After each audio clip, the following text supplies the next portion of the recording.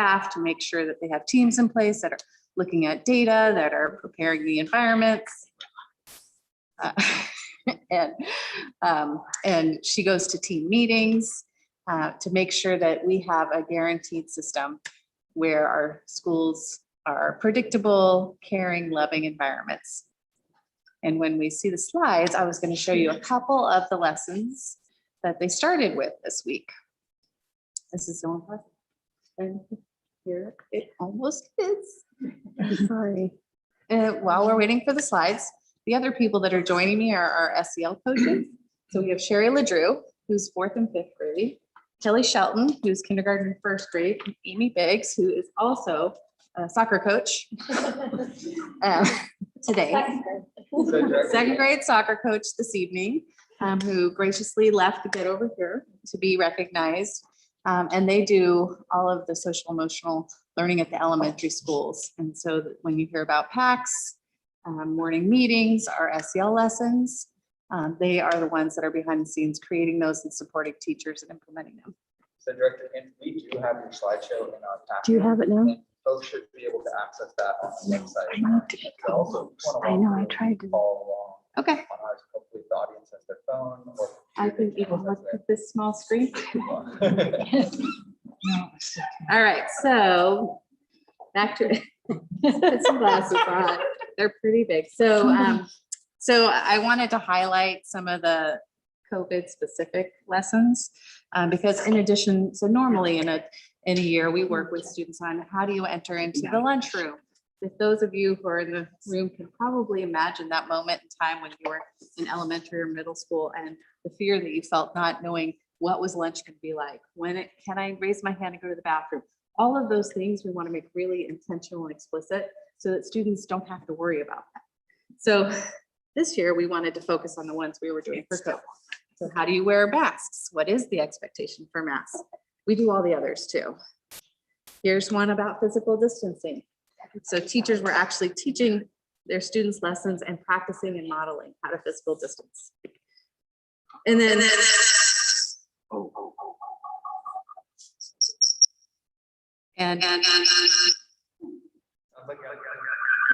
I love hearing myself 20 times.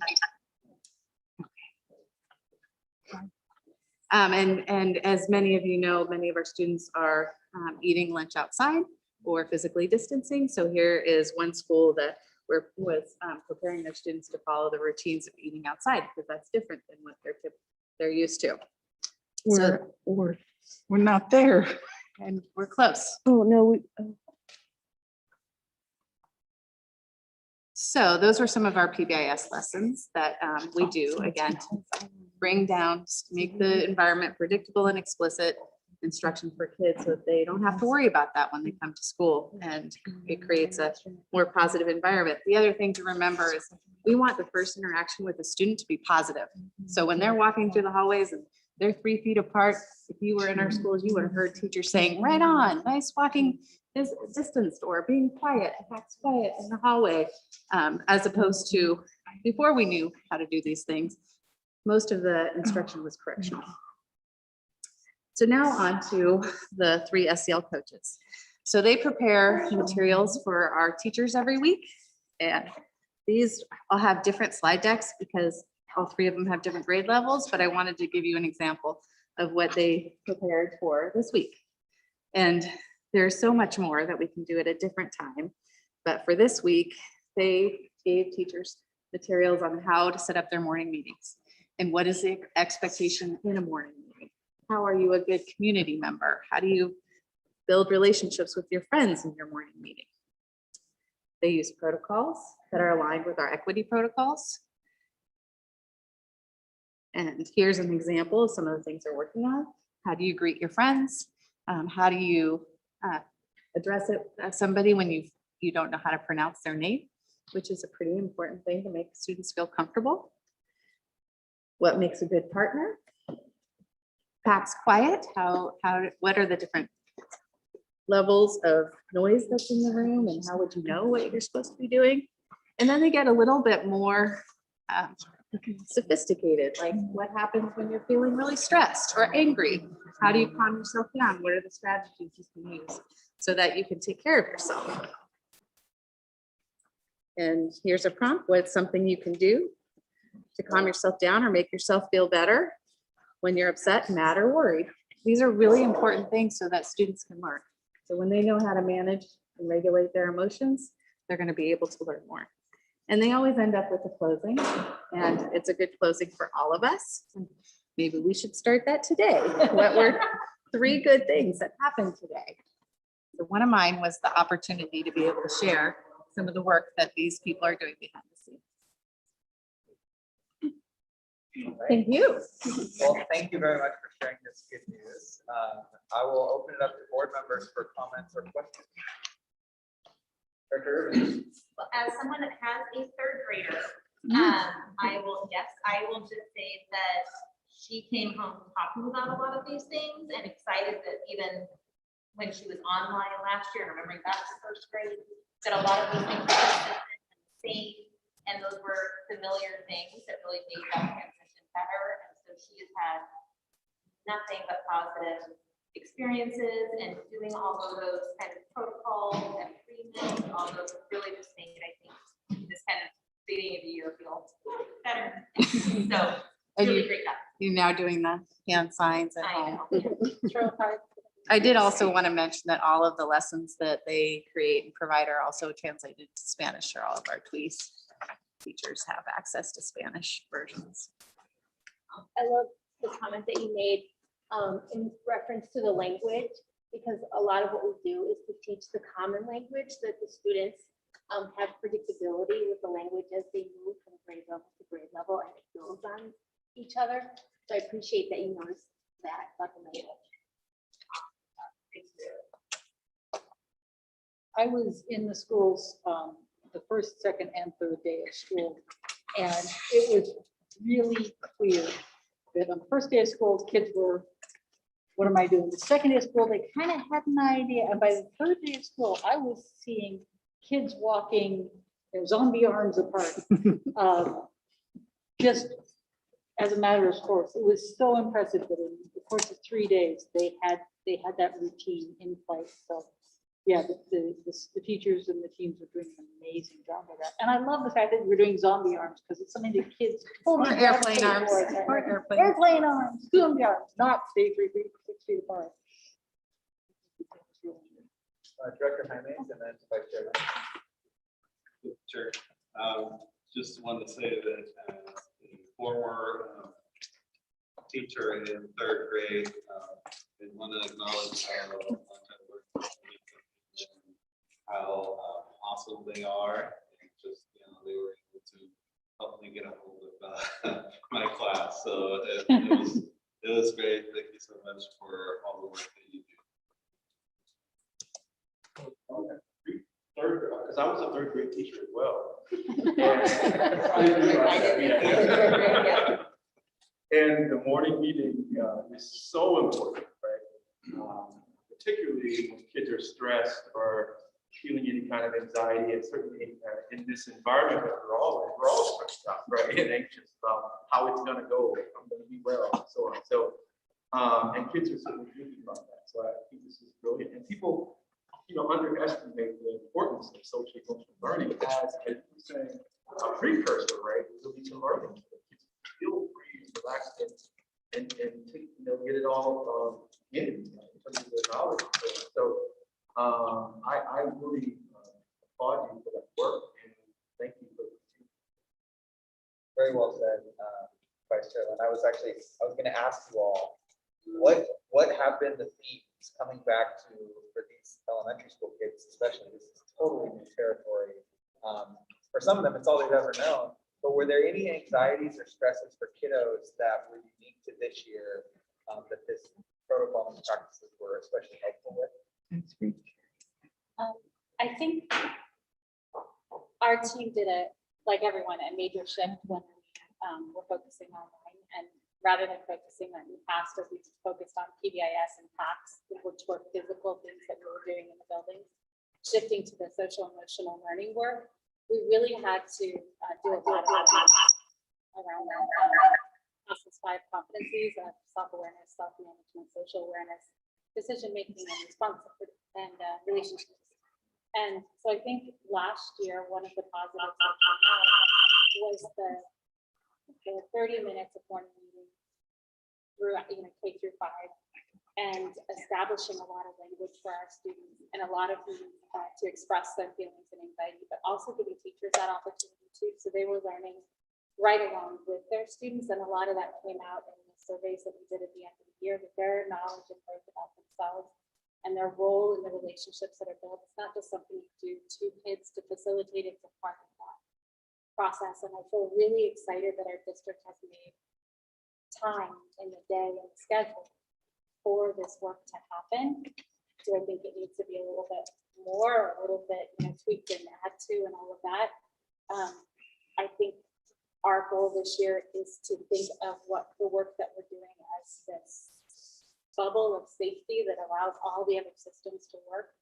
And the more that we have that emotional security with our staff and our students, the more all the other initiatives that we have going. So I think kids were ready to come back in a way that we didn't expect, or if they weren't, they knew that they were going to be okay because systems were in place so far. So, And then to piggyback on what Amy shared, is that this is very consistent to what we did last year when they were online or even if they were hybrid. That we did the CAPSA competencies and we do one competency a week and then we cycle through. And so the students, if they were in part of Tigard-Tualatin last year, then they understand and it's fun. And so I think it was something that was very familiar to them. And so it's really fantastic that we start this. and that identity and belonging are so crucial to all that we're doing. How do we bring out each individual's voice? How do we make space for each individual to express and have a place to be part of whatever community we have? And each community is just a little different, and we could talk about this all day. So passionate.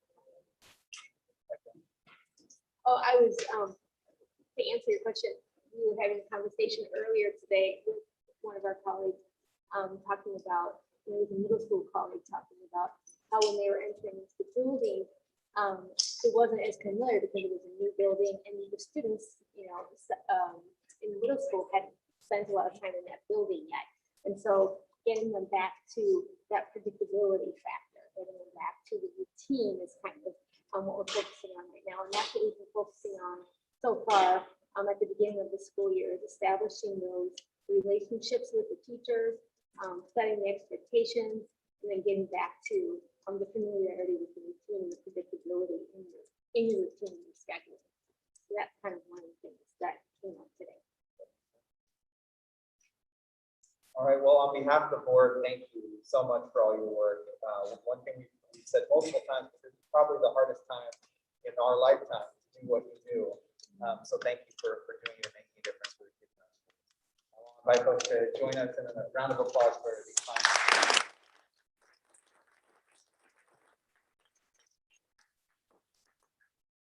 All right, thank you, Director Kent. And with that, we will move on to student representative reports. Henry, I see you on the far end, so I'll let you pick it off tonight, unless you want to hand it to Evelyn and Mohammed. So high school has been in session 3 days now, and things for me were strangely normal. It was weird seeing teachers and everybody in person, even with masking.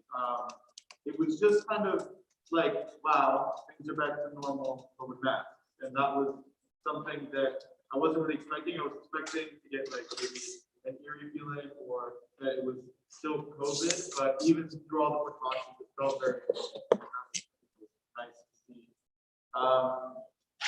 Lunch also, the structure was a little different. It wasn't hard to get used to, but it's a little strange. Like second lunch, we have like our first chunk of class, then lunch, the second chunk. That's a little strange, but other than that, it's worked really well. There is one footnote I'd like to include here, and that's passing time, like 5 minutes for me and a lot of the students that I've heard have been very vocal about 5 minutes just being not enough. If I walk from North Wing of Tiger to South Wing, I'll make it with maybe 30 seconds left in passing, and I like to say what that. So there have been a lot more tardies to classes, like 3 students on average would be late versus before when there was maybe 1 or none at all. And other than that, the first day lunch was a little hectic. It was handled really well, but everybody was like, oh, it's just lunch. So I'm gonna take lunch. Didn't work out that way, but as the days have gone by, we've progressed. It's gotten a lot better. There are a lot of students sitting outside, which is really nice to see, and then social distancing outside. And then other than that, today is on the 16th, and our back to school assembly is scheduled. Very much, Henry. Mohammed?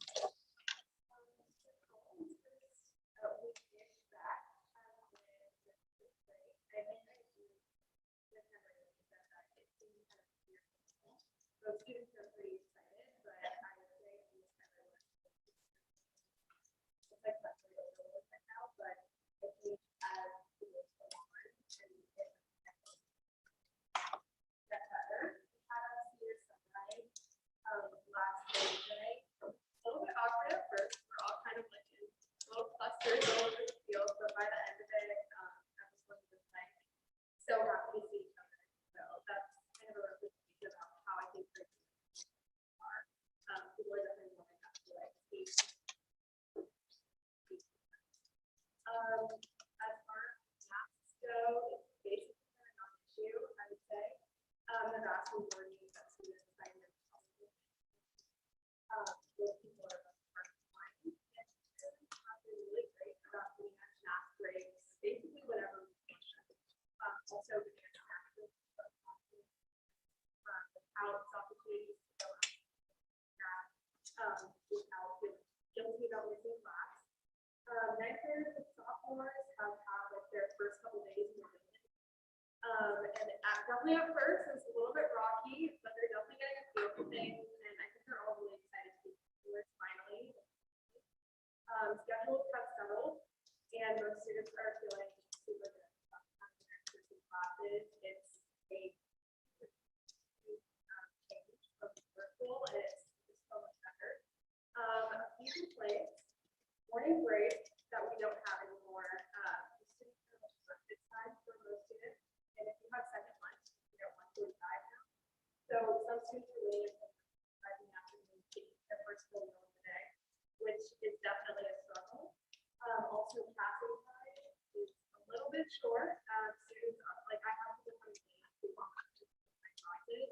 Teachers are flexible about it, and they understand, but it's still not something we want to struggle. Another little issue is I probably got a teacher because someone, I guess, wasn't hired for my and I guess a bunch of other class. And so that's like a little bit interesting. We're out of really know what's going on. So that's kind of my only like little thought. Won their first home football game against the Silverton, and they have another Friday against Manila. And our first matchup against Tigers was successful with a win Wednesday. And so also second week.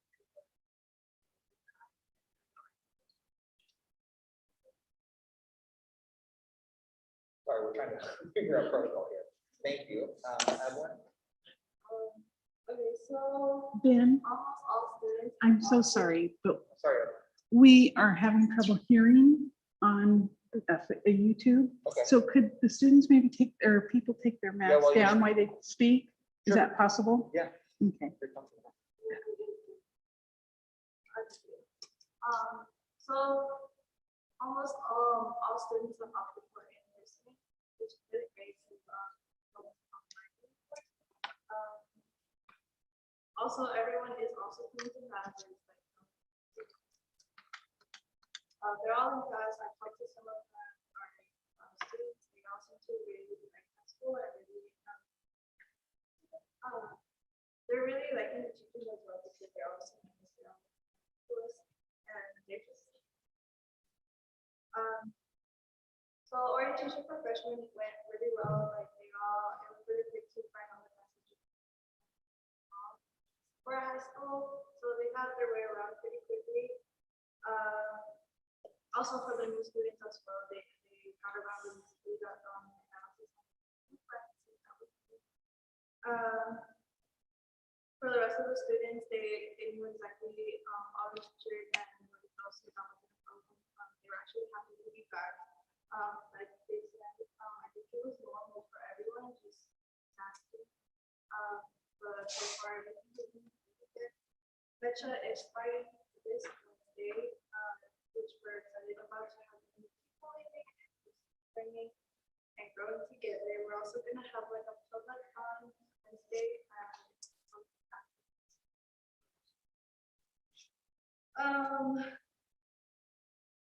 General school started off great.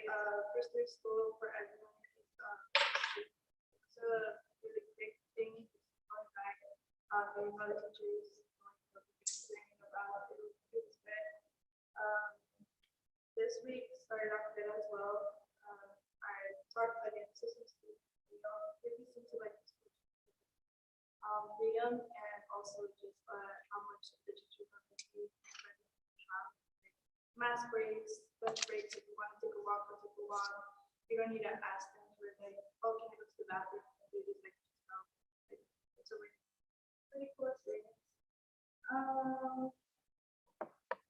Open, it's not like your traditional high school, so I think that's really good.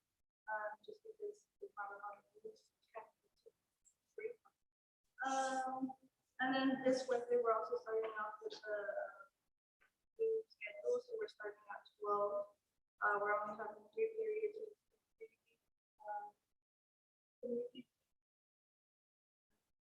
Because basically, we're gonna have different advisories. We're gonna gather doing it that way. We're doing something different this year, so that's basically. And also, who wouldn't want to go to that school? That's great for me. But I think a lot of students are really they're getting ready really quickly, and also they're really excited. Like I said, well, they're excited. Students also feel students have also felt good about how much Creekside has been helping them for mental health and just giving breaks. We actually have therapists at the school, which is pretty cool. We also have a lot of teachers that just know emotions. We have a class that's for emotions. We do not have any sports yet, but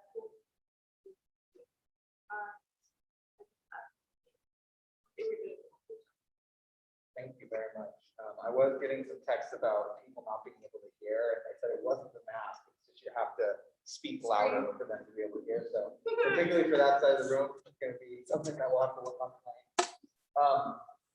Thank you, students. One request is perhaps, and maybe I'll ask Dr. Ricky Smith to work with you on this, but there's a request for some highlights of your reports to be placed into the minutes so that people watching can hear them. So we'll follow up on that. But I'll open up to board members on student representative reports. Any questions for board or for student reps? I have a question. So it seemed when I was in school, the kids were doing a great job of wearing their masks everywhere. Was that what you saw? You were obviously in the building for much longer than I was. Yeah, absolutely. I definitely think so. And it was like you pull your mask out for water. Basically, been a not. I guess it was like. I would like to add that for in school, people tend to be pretty good about it. It's not a big issue when I'm in classes. There's a teacher right there. On the bus, it's an issue. There's definitely been times where people just won't even wear them, and the bus driver won't say anything. And then in Leslie's report, she said that the teachers were giving them breaks. That's not something that I have done at all. We have really gone outside. I am an student that have pretty much only IB classes, which is at Tigard, which isn't super accessible to the outside, but that is also something that I would like to add. Have said stuff about the morning break kind of thing. Thank you. Add on to that, and like I said,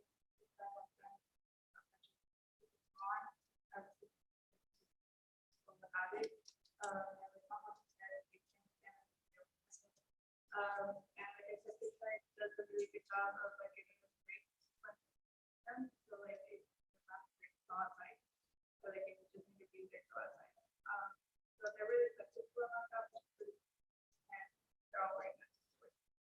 That's great. Thank you. Vice Chairman? So, Mahati and we both talked about concern around the past time. So it was obviously different in the past.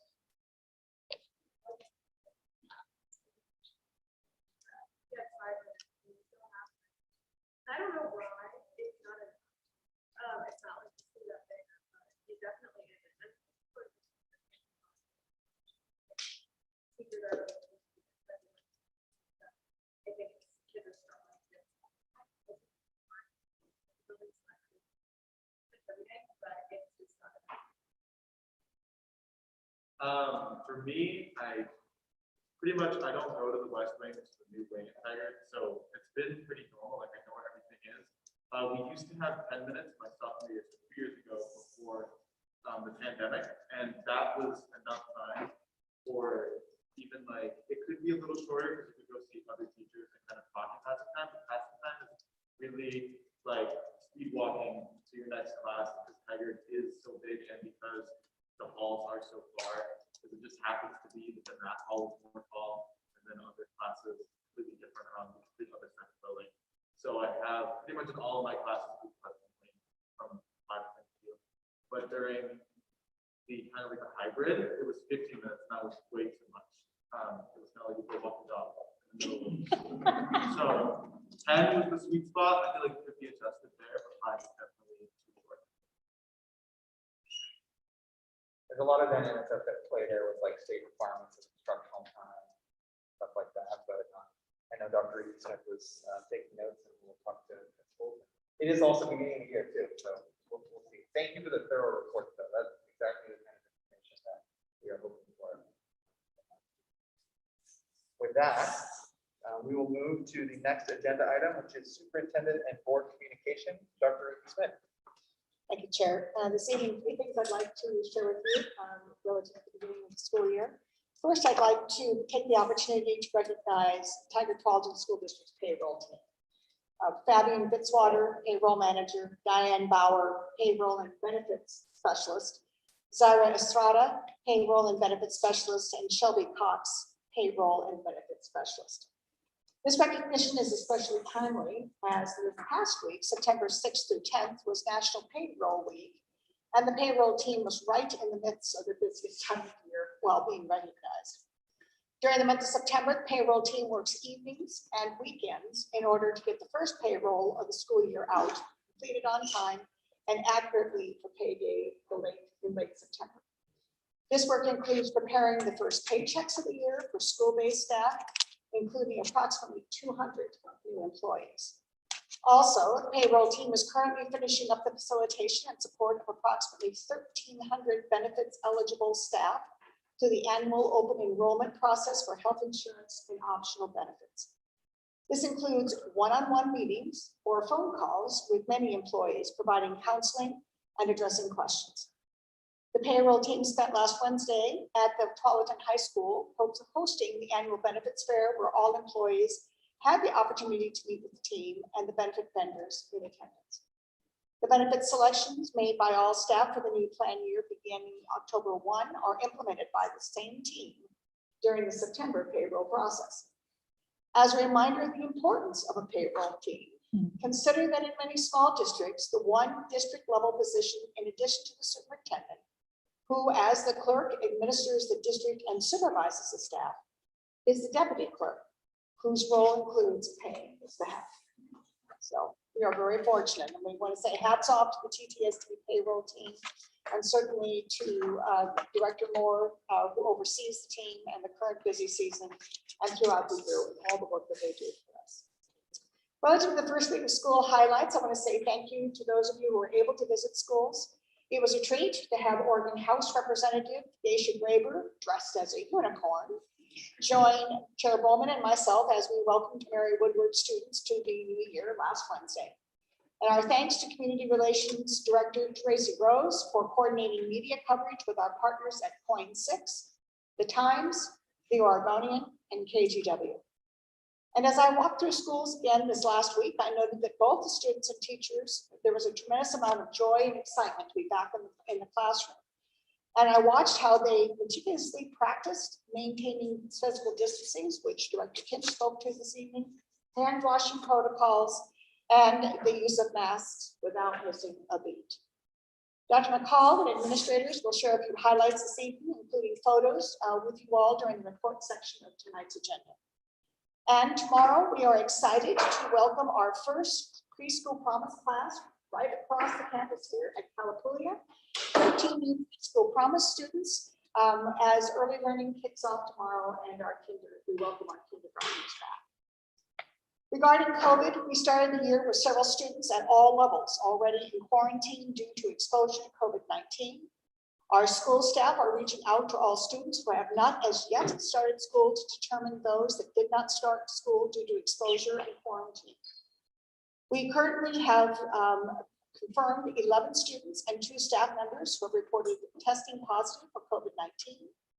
Of these individuals, 4 students attended school while contagious. However, it has been determined that due to the safety precautions in place at our schools, remember the Swiss cheese model, we have not had to quarantine close contacts. The other cases have been reported with exposure happening outside of school. The instructional care team plan is scheduled for release on Friday, September 17th. This document currently provides instruction plans for individual students who are in quarantine. The team is in process regarding classroom and school quarantine instructional plans, and those will be coming in the following week. In today's Washington County Health Call with superintendents, staff has shared TriMet health departments are currently developing metric thresholds for a short-term school closure and flip to CEL. So there should be more coming with that. Upcoming Tigard-Tualatin School District COVID dashboard will launch on the district website this week. The dashboard will report weekly cases of COVID-19 for both students and staff, as well as the number of students and staff quarantined each week. We continue to ask parents in our community to help us keep our students safe and learning every day in school by going and getting a vaccination where possible, or doing weekly testing if an individual is not able to be vaccinated when working with our youth. Use of masks both indoors and outdoors in crowds, and limiting student exposure to community social gatherings such as birthday parties with friends and events. Based on Oregon Educator Benefits Board member data, Tigard-Tualatin is a leading district in the state with 92% of our staff vaccinated. We ask that students not be sent to school if ill. The student school is ready to support your students' instructional needs if they need to. And I want to say thank you to our community as I attended both the Tigard and the Tualatin high school football games in the past 2 weeks. They made these evenings very special for our students and student athletes, cheering them on while making sure that their masks were firmly in place. So it was a great way to start the year. Thank you. All right. With that, I will open it up to my board member colleagues, board members, reports. Director Zerschmi. So I mentioned before that I was able to get into the schools and see the kids. It reminded me how wonderful it was. This is why I want to be a board member. These are the kids we're helping. It filled my heart with joy to see all these kiddos back in the building, and they were so excited to be there. Even the high schoolers, who usually are the most jaded, were so excited to be there. I know it was difficult for our parents because no parents were allowed in the buildings. And so especially for the parents tomorrow who are going to be dropping off their kinder for the first time, it's going to be a little rough. But I want to reassure parents, based on what I've seen in the building, what the students told us this evening, the kids in the building are safe. Masks are being worn, distance is being maintained, even at lunch, at all levels. The protocols for getting in and out of the bathroom have been thought through. How do we make it so that kids aren't more than 6 feet apart from another kid? So if it's a small bathroom, one person at a time in the bathroom. It's going to impact passing time because all these protocols mean you're going a little bit slower through the school. But I really want to reassure parents, I really do believe your kids are safe in our schools. Although I'm a little concerned about what I was hearing about masks on buses. And then the other thing I just wanted to share with my fellow board members, I don't know if you saw San Francisco schools started back in person in the middle of August. And it's now been almost a month, and there has been not a single COVID case among their students. And one of the major reasons for that is that in San Francisco, 90% of kids ages 12 to 17 have been vaccinated. And so if you want to have a real world example of how vaccines work, I think that's it right there. If we could get all of our 12 to 17-year-olds, or even 75% of them, I think we'd go a long way to squelching the COVID cases that we are seeing, which tend to be community spread. Dr. Urban. It's not so much a report, but to kind of tack on to the last comment, I think not only from what I've seen with Kids Safe, but coming back to the SEL and the PBIS presentation, there is so much love and nurturing. So it's not this safe but very static environment. It's been sterile. I mean, it's very sterile, but not like sad dental office sterile. But also sterile. So I just, especially for those kinder families, and even for me, it was really weird sending my littlest off. My high schooler was thrilled. But just to see all the teachers are excited, and you can see we've all learned how to smile with our eyes. So everyone was thrilled. There is so much connection happening, even though we have to be distanced. But I really give, Dr. Sue and all the directors, all of our teams so much credit for finding that sweet spot of being able to be in school and be safe and have all those, 51 pages of protocols being met, and also really having that caring environment for our students at all levels, K-12.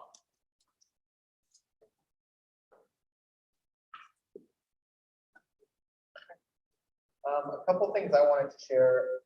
First, in our board report this week, we heard that TTSD was awarded the Certificate of Achievement for Excellence in Financial Reporting, which is the 33rd year in a row where we have met that designation.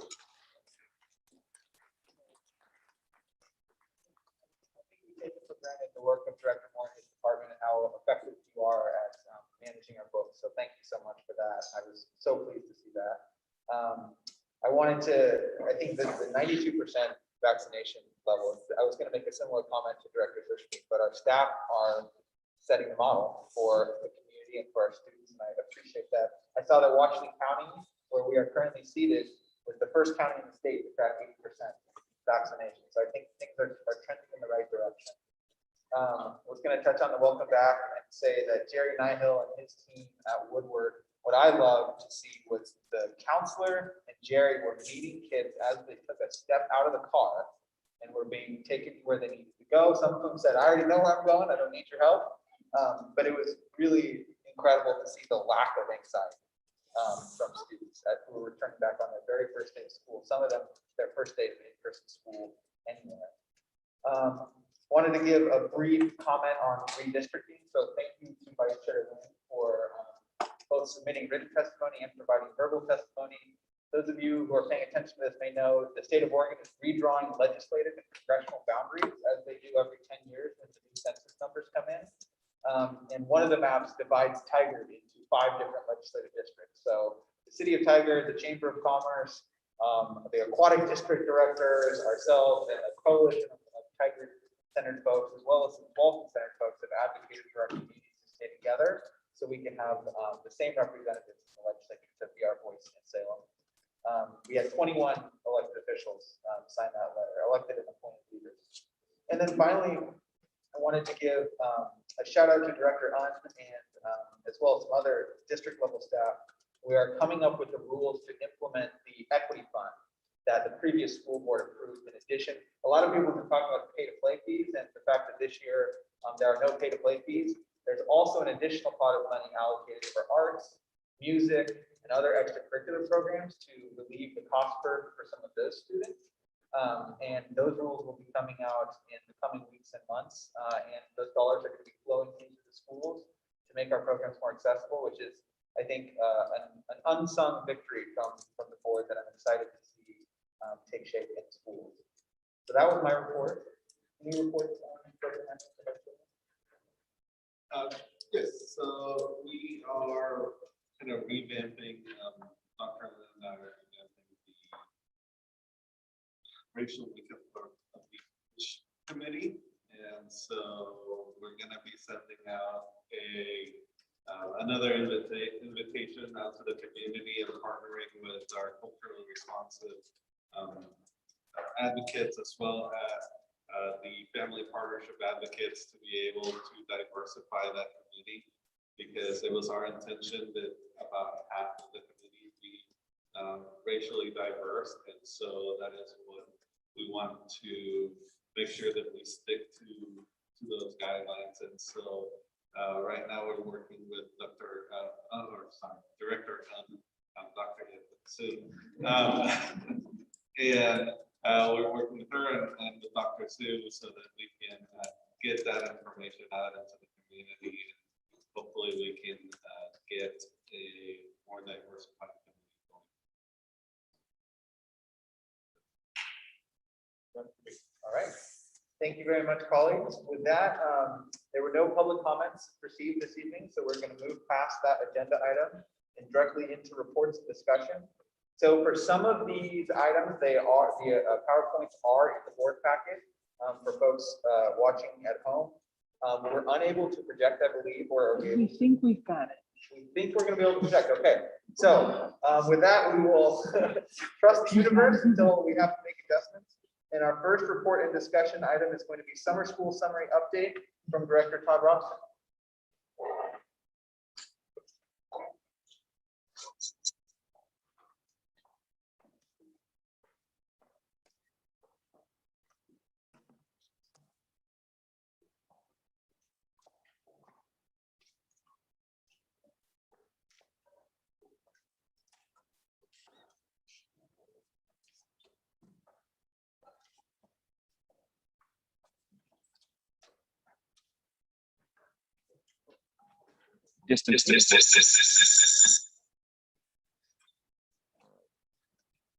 Chair Bowman, members of the board, thank you for having me this evening. I'll use a nice loud teacher voice here and hopefully project really well. So I want to welcome some team members here who are sitting alongside me, who were site coordinators and really played an integral part in bringing our summer school programming to fruition this year. Gigi Escobar is a new Dean of Students at Tualatin Middle School. And Leslie Van Cleek is also the Dean of Students at Alberta Ryder Elementary. Lots of moves and keeping track is not always easy.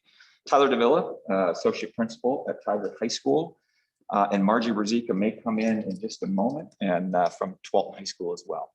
And so I want to start with just what we're going to cover, and I want to offer up programs that were offered this year in the 2021 summer programming across the district, the numbers of students that were served based on those programs, and then we want to give our teammates here a chance to share some highlights about their experiences in their coordination roles in bringing this to fruition this year. So programs offered, we had 13 different programs that were offered in Tigard-Tualatin this summer, which is pretty amazing. And coming off of a pandemic, we knew that we absolutely wanted to engage as many students as possible. Our K-8 enrichment efforts really were a new kind of program that allowed K-8 students to come together across our district. And then the other programs we'll hear about tonight also provided for a lot of engagement from students in different targeted ways. And so we had enrichment programs. We worked on transitions programs that focused on transitions, credit recovery, re-engagement, and college and career. Those were the bigger kind of buckets that we built our programming around. So our K-8 enrichment programming, we had a Kinder Jumpstart. We had a K-8 enrichment summer school program. We had summer enrichment and childcare, which coupled childcare dollars with, oh yeah, Pat, if you want to go to slide 4, I didn't realize we were projecting. Okay. Thank you.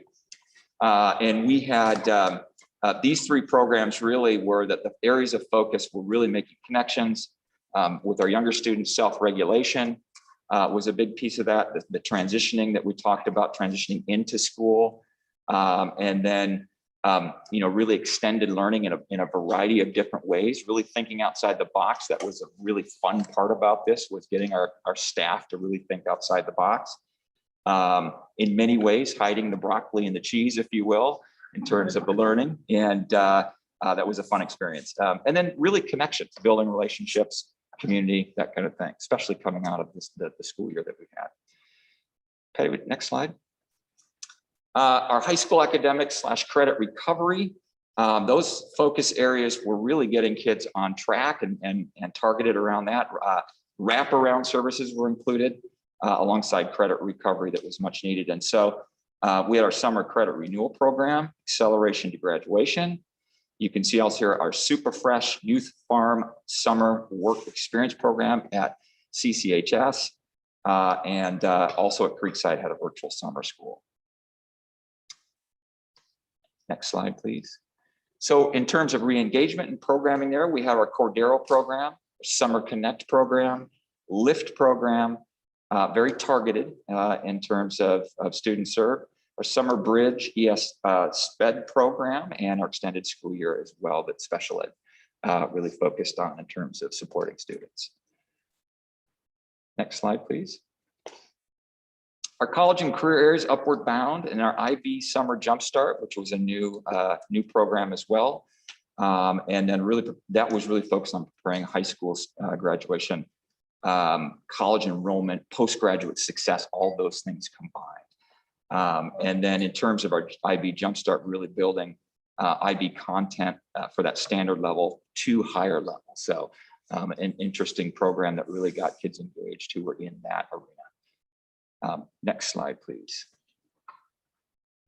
So when you look at students served, you know, we knew coming out of the pandemic, we really needed to make sure our programming was not only targeted, but really was open to as many students as possible to be able to build those relationships, make those connections. And you can see on slide 9, next slide, please, Patty. Wanted to kind of break this down in terms of K-8 enrichment programming. Under that bucket, we served over 1,000 students. Unfortunately, at one point, we had to say we have to shut down registration just because the nuancing there is staffing, how many staff you could get. And we had a very short time. That's the amazing part about all of this work is we really had a short runway in terms of timing to get these programs in place. So a lot of interest in terms of K-8 enrichment, our high school credit recovery, over 268 credits earned, and that was, or 268 students actually earned credit, and that was a 9/12 effort. And kids throughout the re-engagement, high school credit specific, college and career, they had opportunities to gain credit.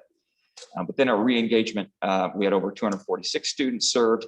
That included some younger students all the way through grade 12. Hey, Martin. And then college and career, 74 students that were served grades 9 to 12. So you can see there in terms of the efforts, we had quite a few students that benefited from this work. Next slide, please. The next couple slides, I just want to give you an indicator, give you an idea of who was coming to us in terms of a K-8 experience. And you can see the breakdown there, K-8 summer enrichment enrollment by grade. So we had a pie chart. It's kind of a nice visual to be able to look at quickly and see that we had representation across the board in terms of our K-8 students, 8th grade being actually the least attended. But in terms of spreading out and seeing kids across our grade levels, for the most part, K-7 in that sense, we saw quite a few kids that were evenly spaced in terms of that, taking advantage. Next slide, please. And if you look at the next slide, K-8 summer enrichment enrollments by race. And so when you look at how that kind of matches up to our current district demographics, it does. And as we think about summer programming in the future, that's continued to work to look at, see, you know, what kinds of opportunities we're offering and how we can really engage even more students. Next slide, please. So at this time, I want to take an opportunity to have our teammates, Marjorie Rizika is here from Fulton High School, has just joined us. And I want to hand it over to our site coordinators to share some highlights based on the programs that they helped coordinate, help build, and get off the ground this summer. So I want to turn it over right now. Let's start with K-8. Gigi. Hello, everyone. I'm just delighted to be here and present this program. It was amazing from the very, very beginning. We served over 1,000 students. It was really ambitious. It was probably the biggest we've ever had in our district, and not only in size, but in the different classes that we offer to our students. We went from teaching gardening to teaching Lego, and the Lego was just not building the Legos, but actually talking about the Legos and what it's supposed to be and forming sentences, to Spanish, ukulele, marimba. It was beautiful to see the collaboration and all the ideas that the teachers and educators came together to put for our students. What was the highlights of it was like every Monday was like a brand new school year. You had new students, or sometimes they're coming to a different class.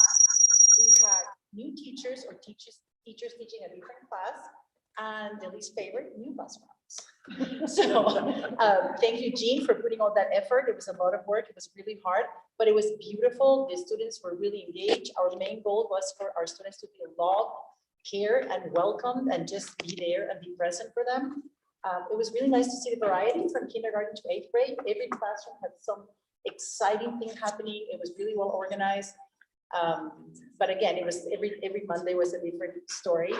We had a great team. My co-admin, Katie Beckett, was there. We had Vidi Morales, we had Thor, we had Shauna, we had Michaela Diaz, we had our nurse, we had Maribel. It was really a dream team, making it happen every week, even though we didn't have a chance to bond before the experience. And one of the highlights for me is that our teaching and supporting staff, we had about 40% BIPOC, which means they were culturally diverse, linguistically diverse, ethnically diverse, which was so important. And one of the highlights within that highlight is that we had a student that was coming back from a mental breakdown. And this student in particular came in and she was really hesitant. And then she realized one of the supporting people were Farsi, and we're Persian as well. And they spoke Farsi. It was an immediate connection. It was a beautiful experience. The student did not want to go home, wanted to stay there. They felt like they belonged. It was really, really beautiful to see. So it was just really nice. It was a wonderful experience. The parents were delighted. We did have some bumps at the very beginning, setting it up and making sure everybody knew where they were going with 22 buses. But it was beautiful at the end. The kids wanted to come back. Parents kept calling, saying, can I sign him up? Do you run another week? Can we please have another week? We did send a survey for them to give us their information, and they were delighted overall with the program. So it was really an honor to be part of this. I appreciate that, Gigi. Thank you. And I shared the survey within some documents that I shared with you as well, additional information. And if you had a chance to look at that, it really obviously important to understand from a parent perspective. But we were thrilled with the feedback that was received across the board. And one little thing I forgot to add, we did have our pathway aspiring teachers. We're also part of the program, and they were also teaching. It was nice to see them in action and then coaching them along the way. Thank you. Yeah. All right. So we'll shift now to Tyler Davila, Associate Principal at Tigard High School, and kind of focusing on his work around high school academics credit recovery program. Yeah, so our big focus was really around renewing those credits that students might have lost during the hybrid online learning that had gone on. And we were just, we were super fortunate to have a group of teachers even after that year. I remember like one of our biggest challenges during that time, the funding was there, the creativity, the freedom to do what we needed to do was there. I think the struggle was to get teachers back up and going again. It was a long year. People were tired. And so I was really excited that we were able to find some outstanding teachers that were willing to help us to coordinate our efforts and then also to facilitate that learning. So that part right there that was huge for us. And without that, our program wouldn't have been nearly as successful as it was. So we focused primarily on renewing credit. We had, we're doing core credit primarily. So we were really focused on language arts, biology, world history, US history, and Algebra 1. Within that, we had 101 students that participated in that program. 101 students participated, and we earned 89 credits at Tigard High School. So it was really a phenomenal effort. We were able to get kids back on their feet again, back to where they needed to be to get themselves on track. So it was really awesome. Teachers had a great time. They were happy to be there with small groups of students, seeing them progress. And some of the things that we had done it was really just such a thoughtful, coordinated effort. Our on-track coordinators, Cindy Felici and Najwa Swalam, helped to coordinate that effort and really make it meaningful. But we tried hard to work with the original teacher of record with that student to really find out what are they missing, what do they need, and how can we help them to get that kind of learning, the level of learning that they needed to move on in that subject area. So it really was a coordinated effort by all parts. And like I said, I couldn't be more proud of the credits that we earned. Within that, of the 105, 5 of those were seniors that needed that credit for graduation, and we were able to kind of get them across that finish line. So super proud of the team and the kids, and thankful to have that opportunity. Thank you, Tyler. Margie was also coordinator of and really worked to get that similar program going at 12th High School. However, this evening, just if you want to have Margie talk a little bit about some of the re-engagement programming that took place there. Yeah, we, like Tyler, we also had credit recovery aimed at students who had fallen behind during COVID. But we had a couple other programs focused on specific groups of students who typically had shown some lack of engagement and some barriers to forming those positive relationships. For our incoming 9th grade, we wanted to focus our Summer Connect efforts on anything not related to a computer screen. So our teachers worked together to combine science, English, and SEL skills, did a project-based learning. Kids in there earned, we had 21 students, incoming 9th graders. They all earned at least a half a credit, some of them a little bit more. And not only were they working on those academic skills, but they did a lot of bonding. So every Friday they did a field trip. They went to OMSI, they went to Bullwinkle's, they had like a graduation ceremony, final ceremony at the end of that. Our LIFT program, which is tier 3 intervention program, there were 14 students, and they had a mix of some edgenuity to get caught up on some of their credits, but also focusing on pro-social activities. One partnership we recently developed is with an equine therapy group. So don't worry, the students weren't riding the horses, but they were learning about the horses, about how to take care of them. And you know that you've seen that where they'll lead them around the ring, bond with them, and that's been a real positive partnership. We're hoping to continue that. And of the 14 students that participated, 12 credits were recovered for those students. Those students also wrote a little paragraph about why they liked the summer program. So I have just a couple of excerpts. We had people that pushed us to do our work and motivate us, and even helped 5 of the students get jobs. I'm appreciative of the summer program and hope they continue. They gave me many opportunities to finish classes, and I thank the teachers for stepping up, even though they could have enjoyed their summer. Although what the students don't know is the teachers were psyched to do it, and they just felt re-energized as they were going through the programs. Did you have somebody talk about Upward Bound? No. Upward Bound, which actually is at both high schools, it's geared toward college and career readiness.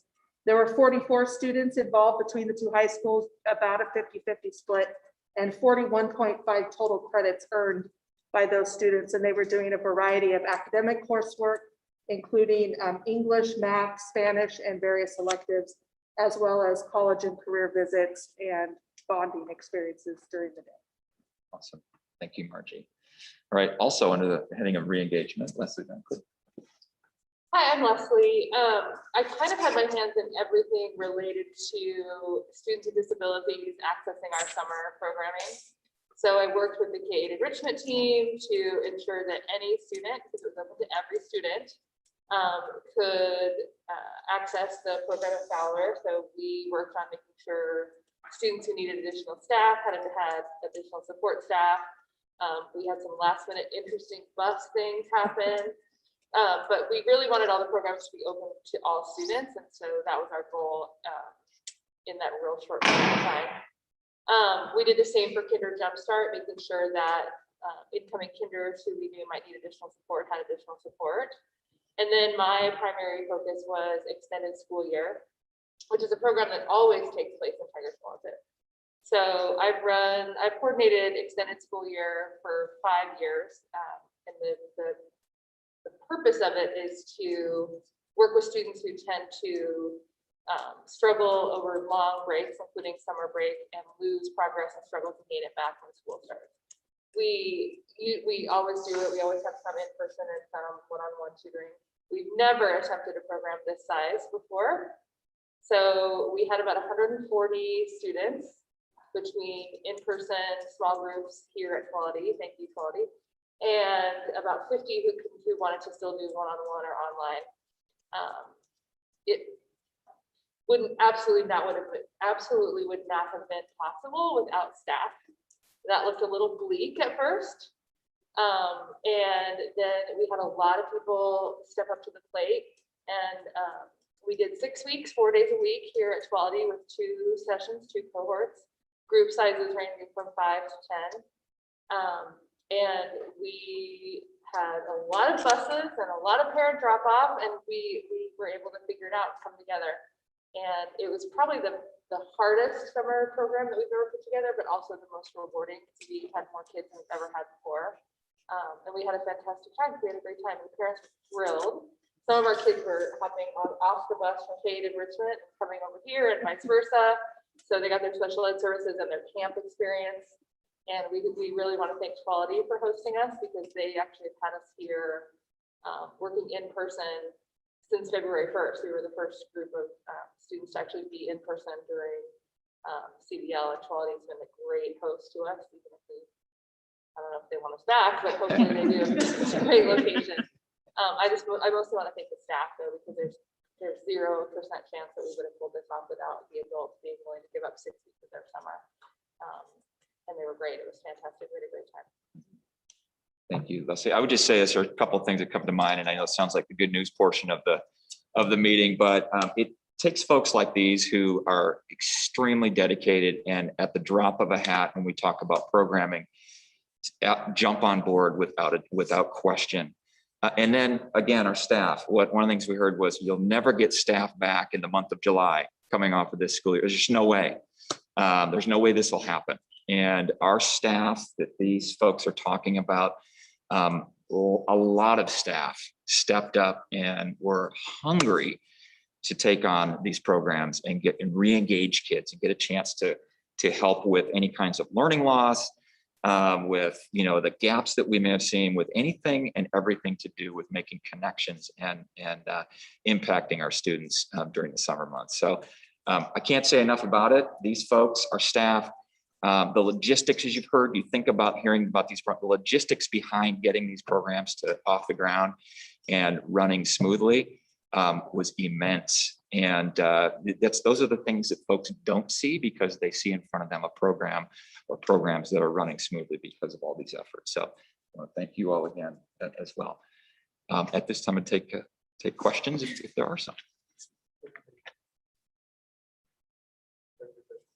So I remember way back in the dawn of time, my daughter did extended school year, and it was a lifesaver for us to keep her on routine and get a little bit of that back. There wasn't anything like the bridge program back then. And I can totally see how that's a game changer as well, to be able to get into your new school and get that your feet underneath you there. So I'm really hoping that that's something that we can continue in future years as part of our standard supplement program. I was supposed to talk about that. I'm so sorry. So we also had about 60 students who participated in individual things at their own building. So thank you, Jill. Sorry, Director Joe served me. For the individual school staffs invited small groups of targeted students who either were new to the school or who had stayed online or who were likely to struggle with the transition, because we know who they are, and invited them back for just kind of fun connection, meet teachers, look around the school, spend time in like a super safe, non-academic way at schools. And many of our schools did that. We had about 60 students participate either in those last weeks of August all the way up through in-service week. And we wanted to do it, Carol, Director Pinch and I have wanted to do it for a long, long time. And we were finally able to do it because of the funds and because of staff availability and willingness to come back early. And it was outstanding. We had the best time. Sorry, that was on my list too. Sorry. You mentioned the 40% BIPOC staff. How did you make that happen? I've been having some conversations. This idea of workforce diversity and its relationship really to success, particularly And so it sounds like, based on what you were saying, that you see an important relationship there. So I'm curious as to how you manage that. Well, when you happen to be BIPOC, your friends are BIPOC. So calling colleagues, making phone calls, trying to make sure we're targeting so our students will feel like they're welcome, they belong, they can see themselves as another adult in the building. It just takes a lot of coordination and calling different people and calling the people that you work with generally. So that's what it took. And then they pass the word on to the next person. And I feel like it's different when somebody recruits you that looks like you and speaks your language than somebody who doesn't. So that's what I think it takes at times. Sure. Sure. That was one of my questions. My other question was, now that you're sort of having to like breathe and maybe begin the process this last summer, are there areas or populations that moving forward you really see now that you want to target to make sure that but whoever it is, knows about these programs, that they have community supports that are reaching out to them to let them know, or that programs that could use more support because those programs are really popular and so you open to more kiddos. Have you identified any of those areas yet? Yeah, I would say yes. We're reflecting on and what we get back and going to be reporting out more readily about kind of the additional impacts and what came down. We'll report that back to ODE. This very similar kind of information, and through that process, we're looking at who attended for sure.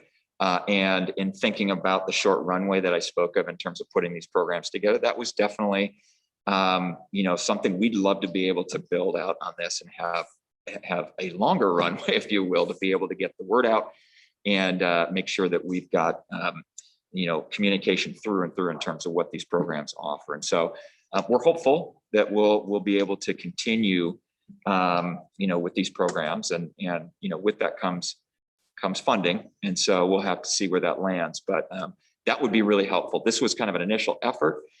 We saw some really great attendance, but when you break it down in terms of our student population, we'd love to be able to get to all of our community the word out in terms of what these programs offer in more of a timely way, ultimately, to recruit and get kids in. That short runway to do everything.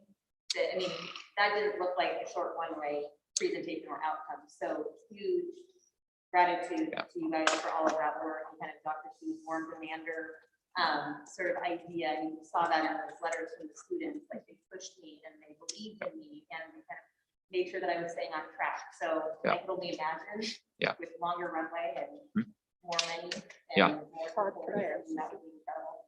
So to that point, Director Urban, remember I presented to the board with Arrow and basically how we use this summer was funded out of state funding. A portion of the ESSER dollars to be at the 25% match that we needed to provide to the state.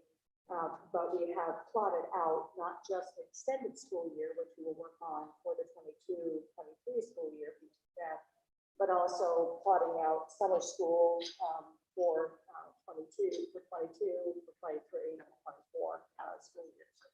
So from the ESSER funding. So we'll be working on that, and then certainly learning, to have that little longer runway. But this team needs to be commended because it literally was less than 4 weeks between when the state funding was assured and when we had to stand up. And again, kudos also to the teachers who stepped into that space when it became clear, much like with our virtual online academy, that this was a space that people wanted to be in, that teachers came and answered the bell. And so without that and without the issues here, we would not have had as much success as we did. Was it perfect? No, it was not. Was there a lot of joy? Absolutely. There was walking through those classrooms and walking through those programs. There was a great deal of joy and excitement to be a part of that. And I wanted to add for Tualatin, because we were working from our MTSS meetings where we had identified, we're working with students who were falling behind or students who were struggling to engage. We kind of started with that group of students, but really also relied upon our staff members who had connections with our underrepresented communities, our family partnership advocate, the culturally responsive coordinator, our LIFT coordinator, our re-engagement teachers. We really count on them to, first of all, identify students that they thought would benefit and respond to this, and then use them as the first outreach because they already had those communications and relationships built up with the families. And so I would say the bulk of the students in the programs at Tualatin would be from groups typically we consider underrepresented, because we were really focusing and we made it based on what they wanted. We interviewed some students, we interviewed some families, and developed our programs based on that. I do have one question.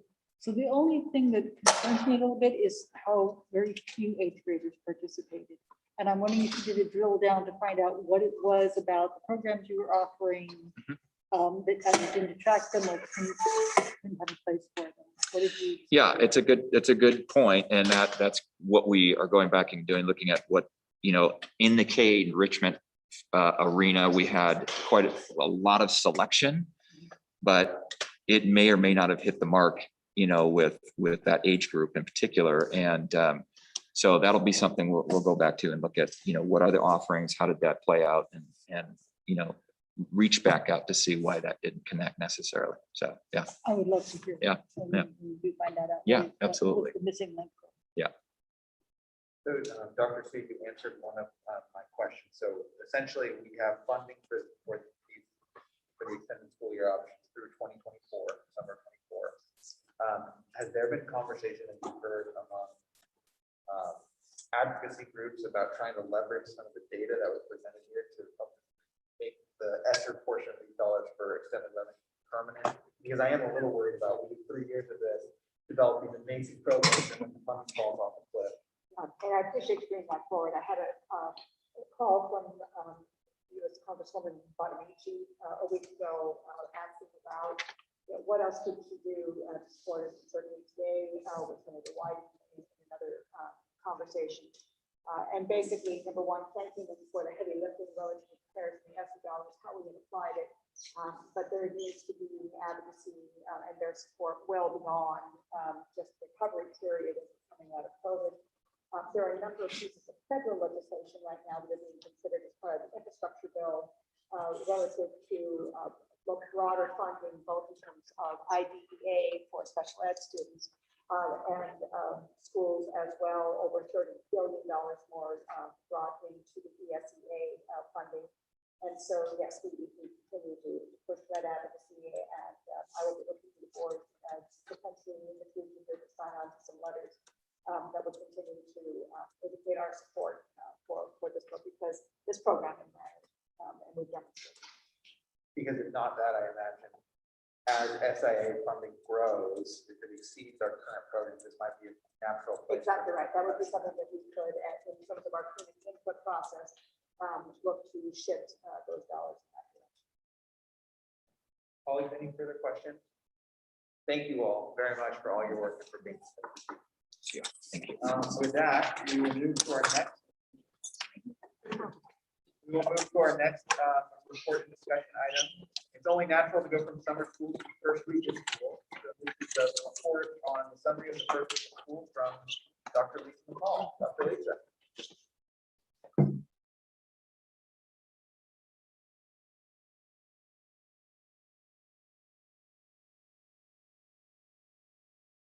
While we wait for the, see if we can get the slide, I'd like to say good evening, Chair Bowman, Vice Chair Lynn, board directors and student reps.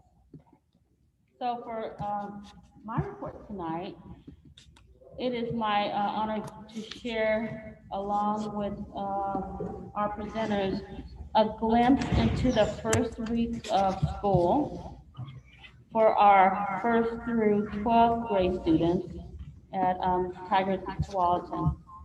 And so the first week of school, a lot of preparation and prep.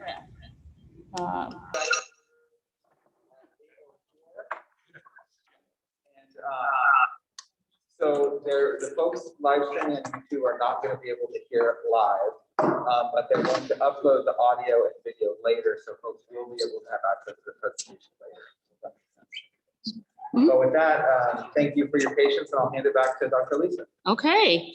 Again, I was saying it is really my pleasure just to share along with my presenters a glimpse of the first week of school for our 1st through 12th graders. Also, we started our new virtual academy that started the same day.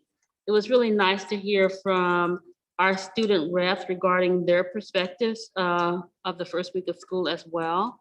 And so every year, Dr. Sue has started the tradition that she goes out to each of the schools before the first week, as well as myself, to really be a guide from the side and to hear some of the work and prep that goes into opening our school doors. And so we did that again this year.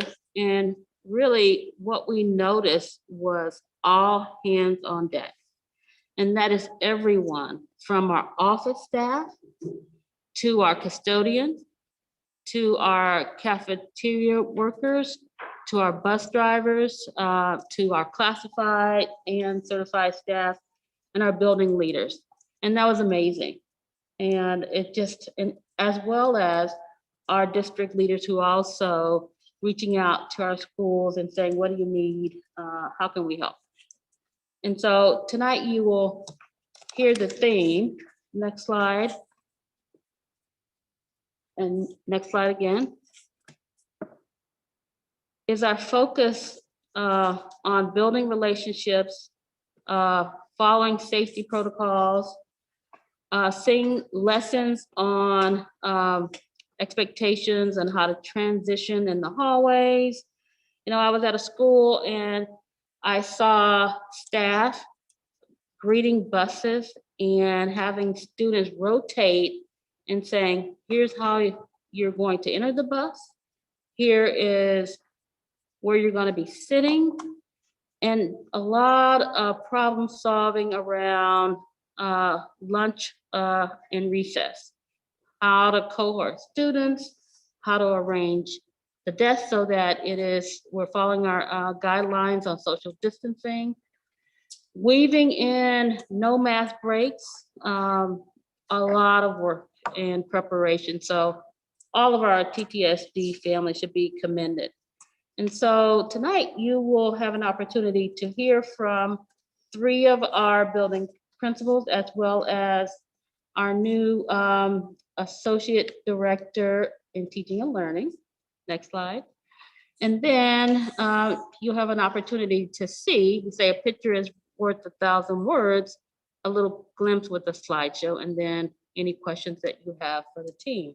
So I'd like to introduce my co-presenters here. We have Brian Bailey, who is Tigard High school principal, and Jamie Kendery, who is our Tualatin Elementary principal. And we have Melissa Barron, who is Associate Director of Teaching and Learning, and Andy Van Fleet, who is a Fowler Middle School principal. So we're going to start with Brian. Want to share your perspective of the first week of school? My work is pretty much all done. Thank you to our 3 student reps. Honestly, I think you guys nailed it. And hearing that was the student's perspective brought joy to my heart, because that was the hope and the dream. And when we talk about the work and the preparation that went into it, that's what we hope to hear, is that is, I forget the exact words, eerily normal or something along those lines. The eyes were bright, the smiles, you couldn't see them behind the mask, but you could see kids truly energetic and positive and so happy to be back with each other and in the building. And the energy that we've experienced thus far has been nothing but positive. Our kids are doing such a great job with their masks and with the physical distancing. They want so bad to be in school that they will do whatever they need to do to stay there. And we love it. There are bumps in the road. There's no doubt about that. We're still working on transportation. We're still trying to get all of that dialed in with our new start times and the way that the buses are transitioning between levels. We're still working on our passing periods. I think what you have to say is spot on with what we're seeing. So thank you for that, Henry. And but just the sense that I feel from my staff, was a lot of anxiety. There was a lot of stress. In that preparation comes this angst of what is this truly going to be like? What is this going to feel like? We don't want this to feel impersonal. And when they're able to build those personal relationships with the students in their classes, and we can see our students having joy and excitement for being back in the building, it reminds us of why we do this work. And there was a lot of deep breaths, but a collective deep breath of this feels really, really good. And so excited to continue to fine tune and do that work in partnership with our teachers and our staff and our student body. But it has been nothing but exciting, nothing but positive, and so happy to have 1,850 faces back at Tigard High School this year. It is why we do the work. Thank you, Brian. Jamie. All right, thank you. I think that's exactly right. I mean, we're all here for students, and to lead up to the success that we've already had over the last 4 school days, and looking forward to bringing our kindergartners and our preschools on board tomorrow in this, it really does show a cumulative effort over so many years of what it really means to walk the walk and not just say the words of relationships matter, community matters, and what it really means to build a network of support for our kids. And in an effort to change their experience of what school may have traditionally been like and what it can be for them, to give them hope and that optimism and belief that they will be connected to the school, connected to adults, and connected to what the possibilities may bring through education. And I think that the priorities in the school district have been amazing over a number of years to get us to this point, because the priorities are reflected in how we spend our time. And we have spent our time, which we've heard here tonight from students and from staff and from board members, that that is our goal. We want students to feel socially connected, emotionally connected, supported in those ways so that we can really get after the learning that is our ultimate goal and have them be successful. And so I think that that idea, and to hear those words through our Department of Education more regularly about what it means to create those connections in that caring environment to really get after changing our students' experiences and how meaningful that can be to them, is why we are here and having success right out of the gate in a very challenging time. And when our kids know that we are focused on them as people and humanizing their experience, then they feel that, and it shows. And we've heard that across the board, and I think we'll continue to hear that, because through all of the hard and all of what has felt disconnected and wearing masks, students know that we got them when they show up through the front doors. And so we have done those things, like taught our expectations in locations, in a responsible way with distancing and masks, but they're still getting it, and they are resilient, and they have shown up in a way that has shown like we can do this. We can do it a little differently, and we will also be focused on all the right things and continue learning. And so I think that that has really meant a lot to where we are today and where we're going to be able to go through still doing things differently for a little while. But our kids got it, and they know that we got them. And Melissa, who's new to our TTSD family, you have an outside newcomer kind of experience. So share with us your visit. One moment, but Vice Chair Lynn has a question. Okay. Yeah, I'm sorry about that. Mr. Kingery, could you give us a sense of just how first few days have gone at Tualatin Elementary? Certainly. So right out of the gate, just like all of our schools, we've heard examples of just greeting kids. We learned a ton from hybrid, where we said, how are we going to make them feel comfortable? How are we going to show that we are still doing school and that they can be safe and comfortable and connected to their learning? And so that is right out of the gate. Multiple positive contacts with kids. We've heard that from other folks who have been on other campuses. And that has been a collective effort. And then as we get them into classes, that we start with those class meetings where we are community building right out of the gate. And we've devoted more and more time over the last several years to do that, so that kids feel connected to each other and the adults that are in the room. One thing we started to layer into that this year at our school is that we have a schedule. If you are an adult that is not committed to something during that class meeting time, you are in a class based on your students, the student on your caseload, or the student who are, you know, part of the priorities within your day.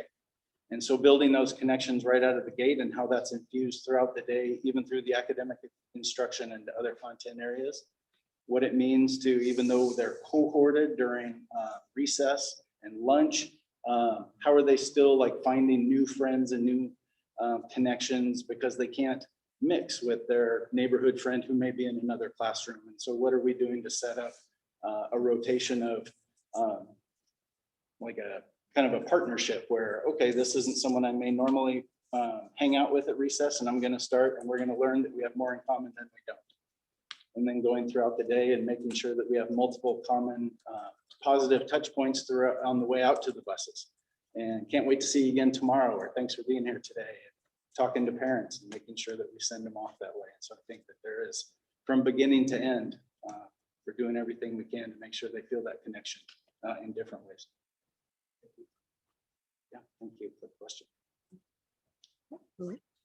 Good evening. Thanks for the opportunity to be here. My name is Melissa Barron, as Dr. McCall said, and I'm the new Associate Director of Teaching and Learning. And this is my 19th year in education, and this is the first time that I haven't been in a building. And there were some emotions attached to that. But what it did afford me the opportunity to do is to visit several of our buildings in the last week and a half. And so I had the opportunity with Director Fields to visit all of our secondary schools, most of our secondary schools, as well as several of our elementary schools with Tim Blackburn, who's our Director of Title III. And Brian and I didn't plan this, but what I echo and what I felt was this sense of an exhale. All of us as educators, even in all the districts, have spent, somebody told me it was 545 days since students left us on March 20th in 2019. And then they walked back into the buildings in the last week, and this sense of exhale was just palpable in every building that I was in. And that's what I get emotional just talking about it. And I knew I don't have the same relationships, I don't have the same history, but as an educator, what we experienced this week is exactly what Brian said and what Jamie started to talk about, is that this is why we're doing what we do. And I felt so privileged to be able to go into these buildings and to walk around with the leaders who have cried and bled and sweat and all of the things over the last 18 months, almost 2 years, to get to this point. And something that has really struck me in my new role is the sense of collective belief that this isn't just a building leader, this isn't just a family, this isn't just a student's responsibility. You all have walked a very challenging road alongside us. And to me, as someone now that's at a district level, it just is this exhale that we did it and that we made it here. And so that's the sense that I felt in every building, like I said, that I was in. Kids smiling and kids happy to be there. Were there challenges? Of course there were. There are some things that I've heard about buses that are really, really challenging right now. And so we have some work that we have to do, but we've got teachers who are loving kids and who are, in addition to loving kids, are teaching kids and are helping them re-engage in ways that CDL just never could accomplish. And so it was, like I said, it was such a privilege to be able to be in classrooms and to watch teachers at every grade level, K-12 or 112, doing the work that they were made to do and being in the space that they were meant to be in. And so it was such a privilege. Like I said, it's the first time I wasn't in my own building, but I got to be in a lot of people's buildings and they welcomed me with open arms. And so I'm so happy to be here, so thrilled to be here, such a privilege to be part of a place that it is walking the walk and walking the talk of what we believe about kids and what we believe about each other. And so If I was you, I would be so proud of the work that the building leaders have done, that the district leaders have done to get us to this place. Thank you, Melissa, and welcome again to TTSD. Next slide, Lisa. And next we'll get we'll have an opportunity to hear from Andy Van Fleet about the middle school experience. For sure. After collaborating with Hazelbrook and Tualatin principals as well, kind of sharing some common themes for the middle school level. The 545 days, it kind of blows my mind when I hear that number. And I combine that with the comments from Dr. McCall around the intentionality and the hard work getting ready for this year. This is now our third year with a different start. It's going to be our third year with a different end. There's not a pandemic playbook that says page 32. We are going to be moving on from hybrid to in-person instruction with masks. Like all of this is brand new for all of us. And I think about the hard work and the commitment of our faculty over the summer, where we ended, if we remember where we ended, we didn't know what this year was going to look like. We didn't know if we were going to be walking into full in-person. We weren't 100% sure. So our staff had to rally at all of our levels over the summer. And I can't tell you how many hours our counselors and our teachers and our front office staff poured in those last 2 weeks to get us to this place where we saw this magic happen and the smile on kids' faces. I don't want to tell you how many hours happened on the weekends and it's late into the night. I'm getting texts at midnight sometimes to tell you the commitment that the Tigard-Tualatin staff has for the kids in this district. But we walk into that building now, and from the moment kids get off their buses, or the moment that they come off the car, that their parent releases them to us, we have adults greeting them, welcoming them, smiling with our eyes, and the kids are smiling right back, and we see it and feel it. And we bring them into the halls, and transportation's been different this year. Our bell schedules are different, and none of that has put us on pause at all. We're just rallying, and we're getting kids where they need to be, and they're so excited to get to class. Haven't had a single mask battle with a single student. Absolutely unbelievable to be thinking about these morphing human beings that are 10, 11, and 12 years old are just like, I'm in. I get this. There's rules, but we're here because we want to learn, and they're loving it. So it's just absolutely brilliant. Our routines have changed. If we look around just on these tables, we see X's. That is the social distancing X for our middle school students to be able to have lunch in a safe space and minimize the potential spread of any kind of germs. So we have been very intentional with spacing. We've even gone as far to say our locker rooms that potentially could be a petri dish, that we are not going to be mandating students to change, where a mask could drop onto a floor, or maybe a bare foot is also standing, and all these other components that might come with that. There's just a lot of different, but it's a lot of great. And so when we've spread out for lunch, kids are eating outside, they're eating in a chair, they're eating on stairs, they're eating where they feel comfortable. And so we are turning this, what could be a really negative pandemic experience, into something that's like catered to need. And it's working incredibly well right now. So we're super happy, even though we're only at day 4, and there's a lot more to go. But I gotta tell you, like watching our folks come together and our counselors, watching our food service do this Herculean task, serving in this environment to prevent these giant long lunch lines, to watch our custodians bend over backwards to work on tables outside and inside. It's just been incredible. So this is a great district. Our community is amazing. And I got to cap it with why we're here. Our kids are phenomenal. They are just so great to have in our buildings. They're so respectful, and it just warms our heart. All that hard work we do to put into this, like, yes, that sigh, we're here, we did it. We got you, you got us. Let's finish strong. Thank you. And I wish that our other building leaders could be here, but what I bring to you is just a glimpse in the next slide, some of the buildings, and seeing students, seeing families,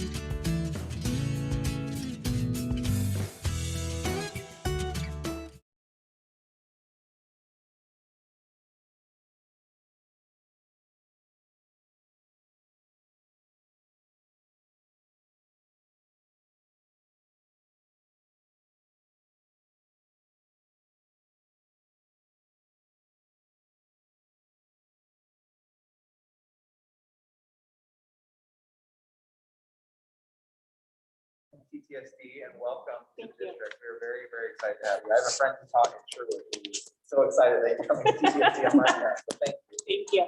And with that, Director, for questions. I don't have any questions, but I do have 3 kids in this district, and I just want to thank you for just speaking so well about the students. And I take great pride in my children, obviously, as most parents do. And so thank you so much for doing what you do and making sure that they're kept safe and engaged, and just, you know, given all those wraparound services that you do. Thank you. Yeah, no question, but really kind of echoing what probably everyone will say is just so much gratitude for every school, every person in each school, all of our administrative, all our directors. It's really incredible. And I was kind of thinking how when everything sort of shut down, we realized all the gaps or all the holes that schools were really filling that no one really saw. And not only are those holes very clear now, but now we're watching all of us, all of you, really filling all of those holes.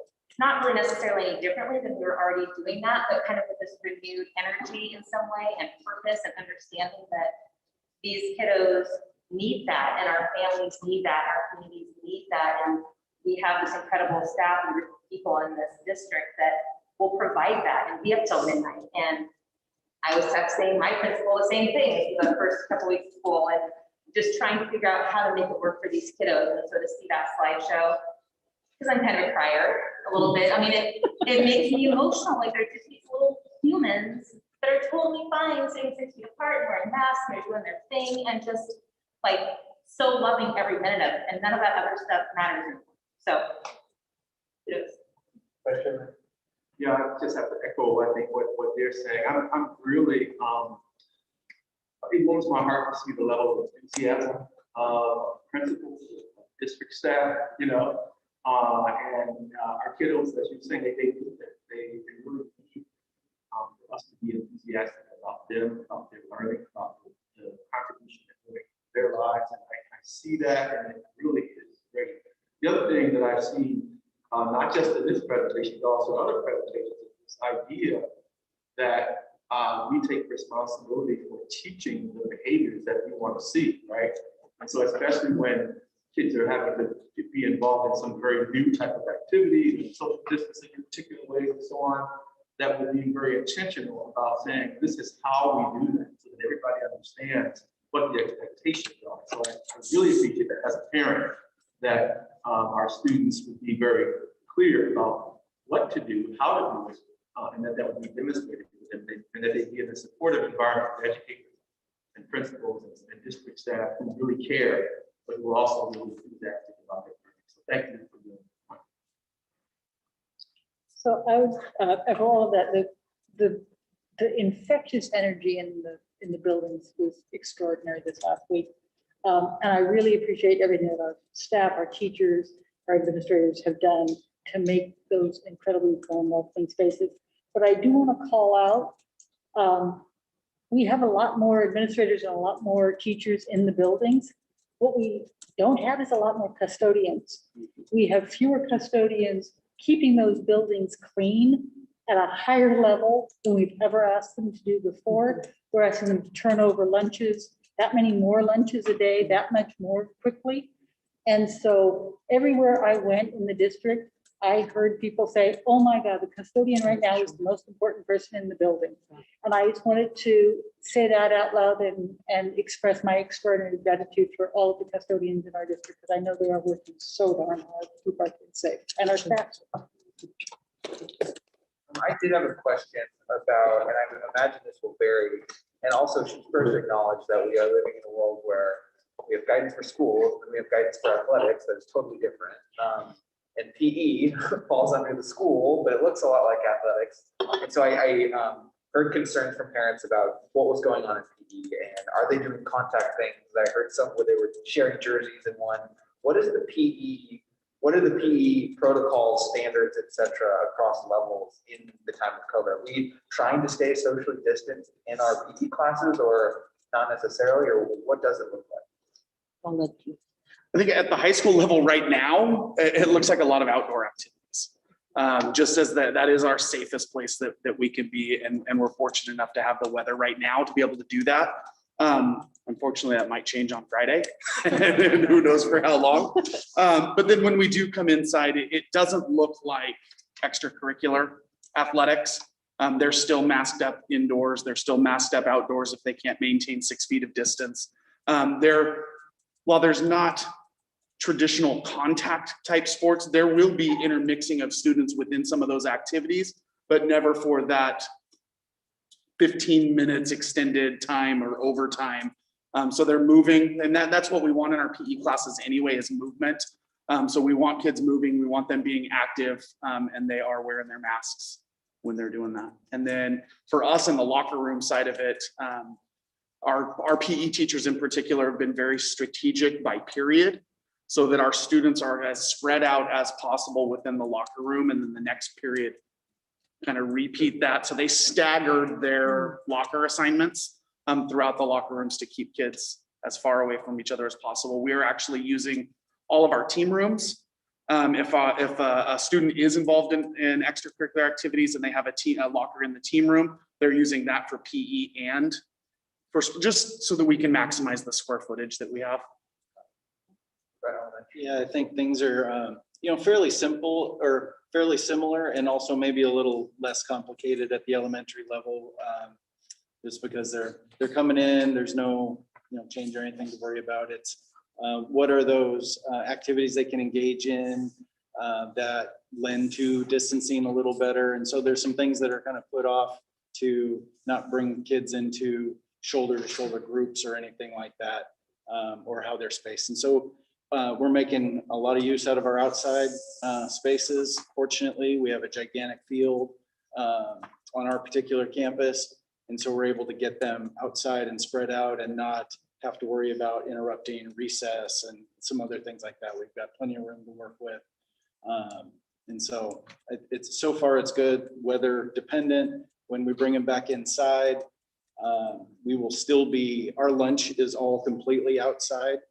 We don't have a multi-purpose room, and so we're using our kind of extended hallway cafeteria space as our the additional PE teacher that we've hired, and we share one with Byram, and so it's right across from the gym, and so it'll work out well for that now as we continue to have lunch outside anyway. And so, yeah, for the middle school, realizing when we're outside, we can guarantee 6 feet of separation, i.e. running the mile, one of the standards. We know we can keep good distance in that, so kids can take off their masks. It's actually safer that way to run the mile with it all. Similarly, we can do a softball unit or a baseball unit and keep good distance. Tennis, all these different things that we're being creative of. How can we go outside and do some of this physical activity? Now the weather will turn and we'll be indoors at some point. So our traditional basketball units, that kids have been historically kind of 1-on-1, 2-on-2, 3-on-3, bumping up, defensing each other. Well, maybe we're going to do a lot more on dribbling skills and form shooting, as opposed to the actual components of that basketball where we're bumping into each other. So we're kind of reinventing this as we go to fit our activities with the standards we're trying to get to within the boundaries of a COVID environment. That's all really helpful. And it sounds like there's just tremendous flexibility being exercised by teachers. So thank you for that. Yeah. Just with respect to PE, I know that my kids were athletes, wearing masks while playing basketball or whatever, they perspire, and they have to have a couple of different masks sometimes. Do you have to manage that for students? I would say right now on day 4, we haven't yet, but thank you for that tip. We're going to get some more masks. Yeah, we've got extra masks. We're fortunate to have a really healthy supply, and so we've got those, whether it's recess or at lunchtime or PE or wherever kids are, from the moment they come in to wherever they're going to be. We've got them. Our supervisors and our teachers, and especially PE, are all geared up with masks as part of the utility belt. Yeah, Henry, go ahead. I just wanted to say that there's a lot of things in school that we talked about, like how stuff is structured, but I also really wanted to just say that the the staff and the implicit things that they're doing is what's really been really helpful for high schoolers. They don't say things like new normal or things that are kind of a little like trying to break the fourth wall. So it's a lot more really like brings back to the normal thing where it's just like I go to psych class and it's psych. There isn't, we don't talk about COVID for 20 minutes every single day. And or talk about masking because all of the students are following those guidelines. That's been really great. And I have a sibling that goes to scholar and she does the same thing. It's really the staff are just outstanding and I just wanted to say thank you. All right, thank you all for being here this evening and thank you for all your work in school. Thank you, guys. And with that, we will keep moving along and we'll go to Director Jenny Weaver for an enrollment update.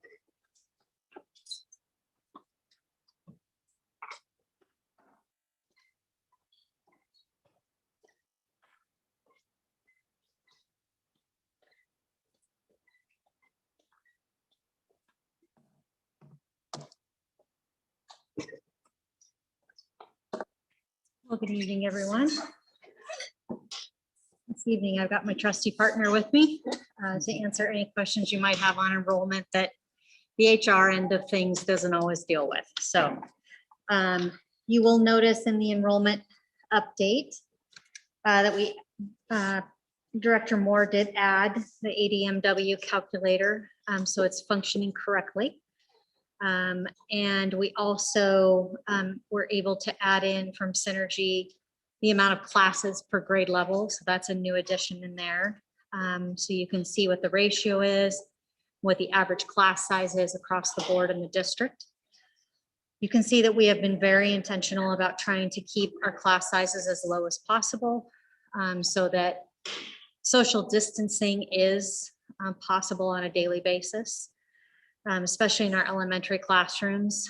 You'll notice that the class size is around the ratio of 20 or even under 20 in most of our classrooms. The secondary report I will get to you. Most likely our next board meeting is when that will come out. And that will break down class size across all grade levels in secondary. Other things that were added. TTVA was on there last time.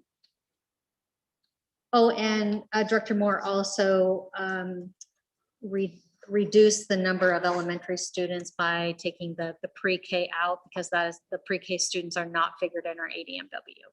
And that was a mistake from last time. So we wanted to get that corrected as well. Anything I'm forgetting? I'll say a couple things about the ADM calculation because it's probably new to not only newer board members, but even maybe the continuing board members need a refresher. So beginning in December, you'll probably learn a lot more about this when we hear the report from the demographer on an annual basis. But when our demographer does our estimates, he doesn't include the charter school and some of the other programs listed there at the bottom. And so I like to stay consistent when we're doing our budget to use that number as our base. And so for this year,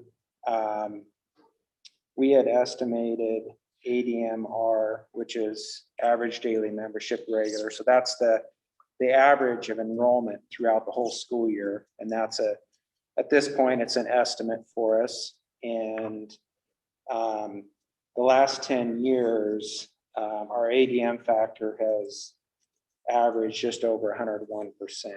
And the reason why it's over 100% is that we use a positive ADM factor to get the charter school and the other programs back into the number. And so for this year, we kind of went out on a limb when we were projecting our budget, and we based our revenue on what the demographer said. He said the kids are going to come back. or that's how he did his projection. Because a year ago, we were down 750 kids compared to the prior year, which was really nerve wracking for all of us throughout the year and even throughout our budget process. But to be where we are within 100 kids, it's unbelievable to me. And the fact that our revenue is pretty much going to be spot on compared to how we budgeted. And thanks to Dr. Sue or Dr. Riki Smith's vision of a virtual academy, I think that had a lot to do with it to keep kids in the district, maybe bring some back that may have left last year. So there'll be more lessons around ADM-R and ADMW, but I just give that introduction tonight to kind of try to bridge the gap between enrollment and how that impacts our revenue from the state. Well, I think one piece of this, right, if we were worried about, one of the pieces of advocacy we were considering was the extended ADMW question of like if our enrollment is low, but this sort of erases that as a concern, correct? I mean, we're gonna. Yeah, I think we could even come out on the positive side because we've started comparing ourselves the last few weeks with the other large districts, and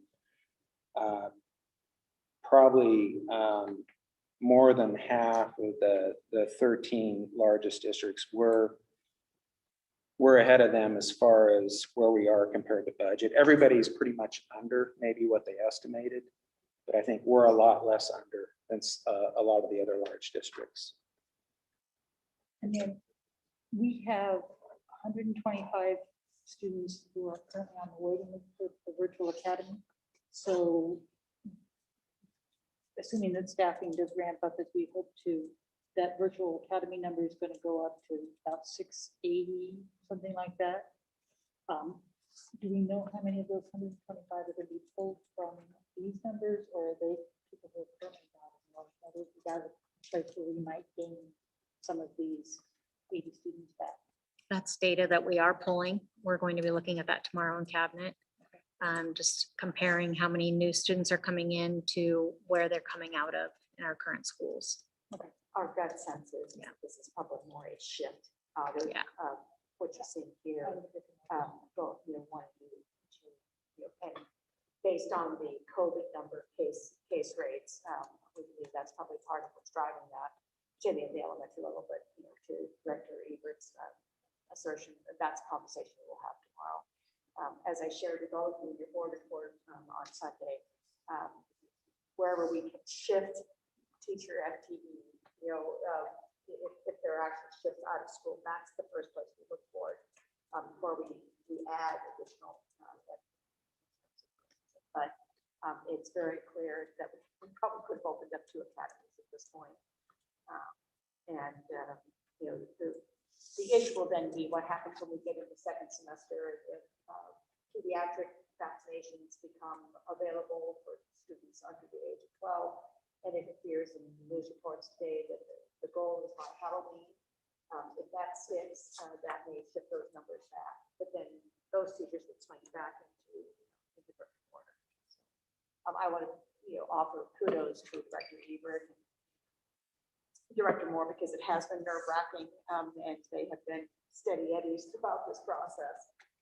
But the goal here has been keeping class sizes low so that we've got spacing, and also stand up basically a K-12 school in a very short period of time.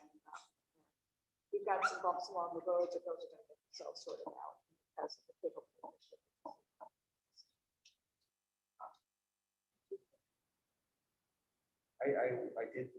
First of all, I think the class size numbers are excellent, with a couple of noticeable, like the 30 in 5th grade at Woodward.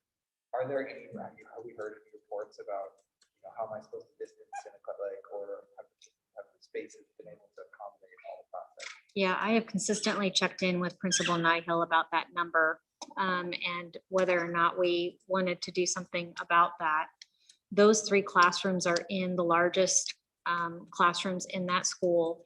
And they were able to maneuver the desks, and he kept checking in with the teachers, and they really wanted to keep things as is because they were able to distance 3 feet in the classroom without any issues. So they were really comfortable staying put instead of shaking things up.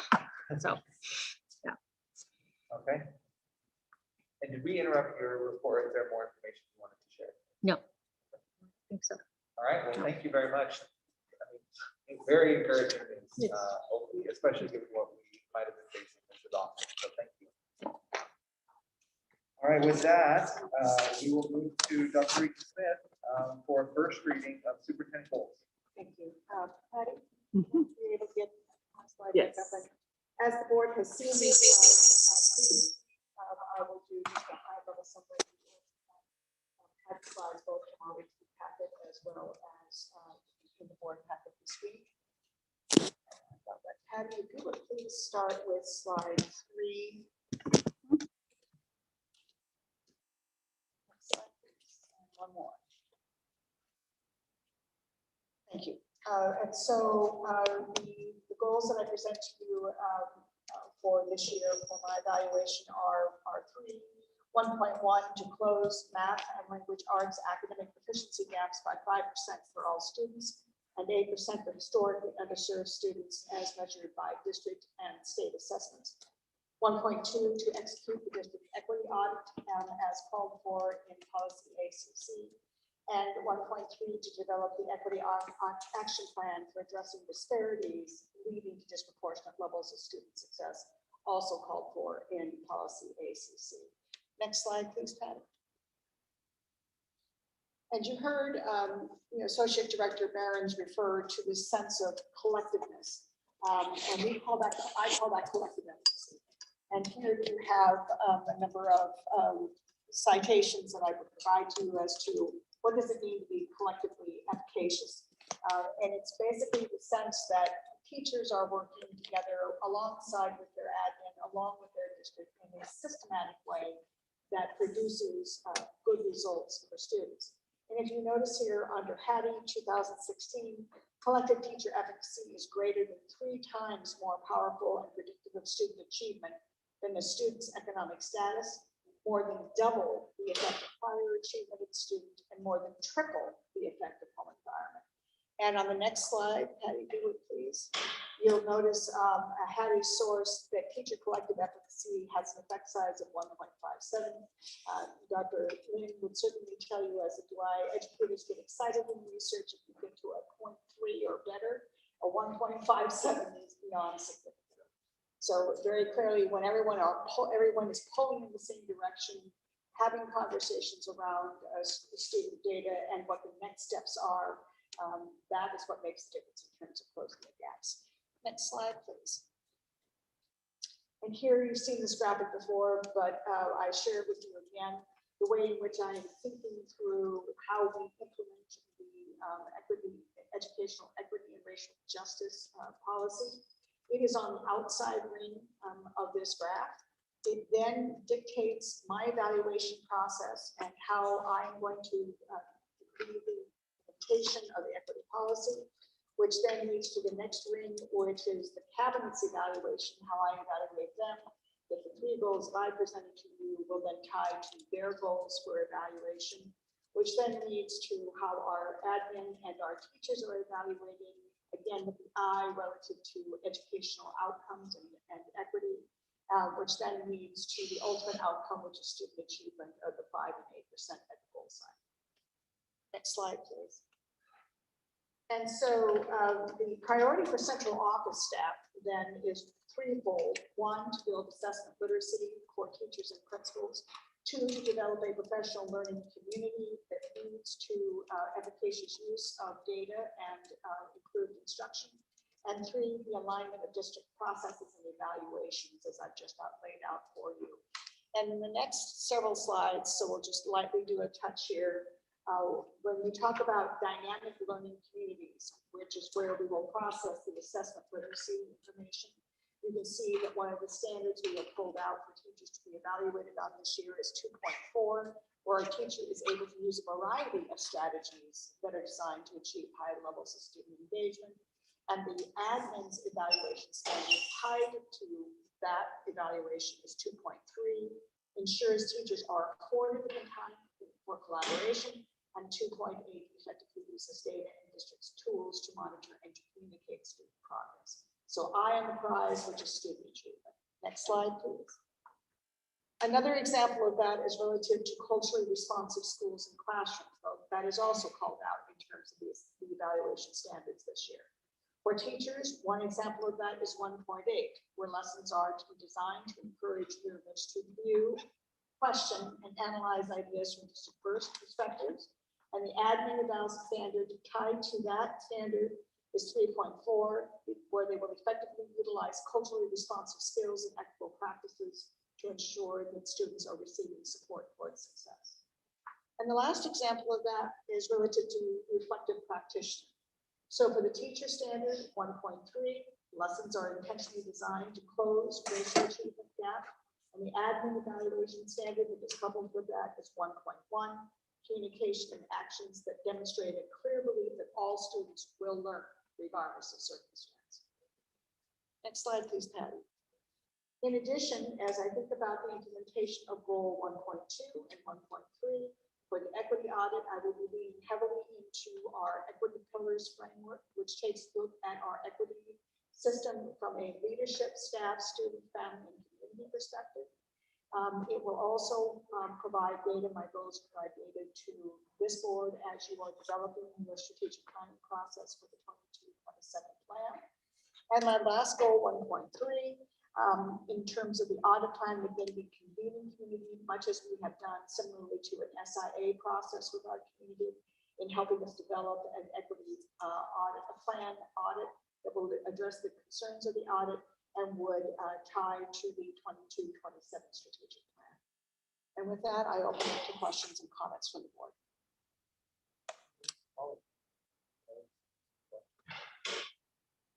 Okay. Well, thank you, Dr. Sue. I just think we identified the perfect goals that align with our district's goals and our board's goals. And I think we're all very much rowing in the same direction. So let's take a comment for questions. We'll move on.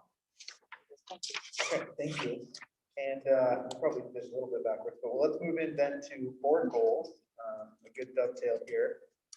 So you can see in your board packet what I've tried to do with board. Basically, if you remember right, we had a work session where we said a lot of things, we put a lot of things onto this document. I've tried to organize them so that we can very clearly see how we are measuring our board goals. So the 1.1, 1.2, 1.3 are all about board goal 1 in category and goal area, the first one, and then 2 would be 2.1, et cetera, et cetera. So I hope it makes sense in the way it's organized. But this is just the first reading, so we can change anything on this. We can remove items, we can supplement items, we can change language. This is just the first reading based on our kind of more brainstorming conversation from our previous work session. So with that, I don't know if folks, we can do this one of two ways. We can walk through together everything, or if folks, I'm guessing probably read this ahead of time, we can just kind of open it up and see what folks want to talk about. So I'll defer to colleagues on this if there's a particular path you want to take this conversation.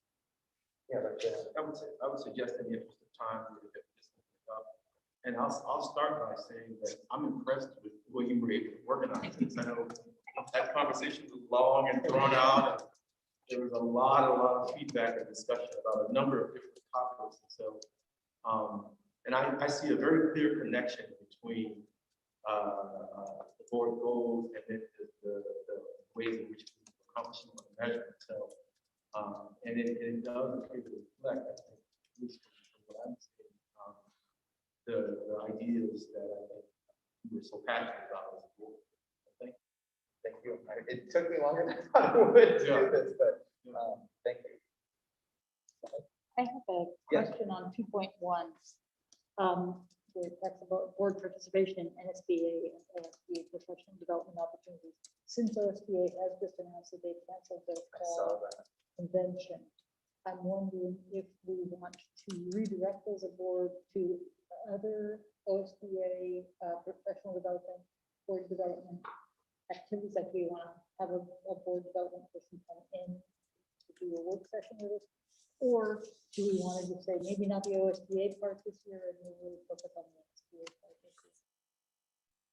Good question. I know OSB is going to do professional development virtually. They have their webinars on the, I think, are you all on the email list here? Okay. Yeah. So, So is that what we're gonna do for, instead of convention? well, what do you all think? How do we want to do this?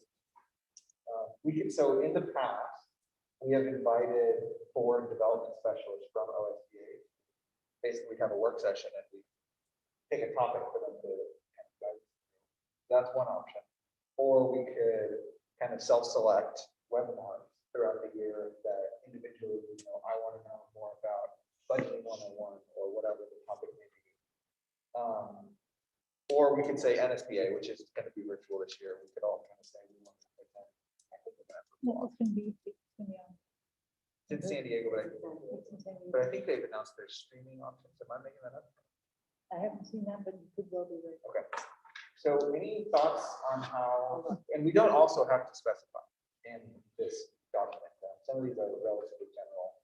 No, but I figured it would be useful for us to talk about it, since Yeah. we're not, since when we last talked about it, we were also. So any preferences or thoughts on this? Were we going to do something as a regarding cultural response leadership book that we all got? I mean, could that be something where whether or not we bring someone in to kind of facilitate or like have that be part of what they want to talk about, but use that book or another book? So it's sort of we're self-selecting, but I don't know if that was just, I mean, I've been reading it, I don't know if that was reading on our own or that's something we come together and see how we want to use that for our own practice of the board. Is that the book that we, That's the cultural response. the one that the last board? Yeah. How that many is- Yeah, we did a book study on that. Had a couple of facilitators come through. We could do something like that too. Select a book or something like that, kind of read chapters together and have discussion. Yeah, like. Dr. Mohammed is presenting at the COSA's statewide educator equity summit. The 22nd and 23rd. I think that's both in person and virtual. Yeah. I'm also registered for that. My day Yeah. job. Yeah. You might be going to well, but No, I can't remember if I had something. Mohammed told me about this.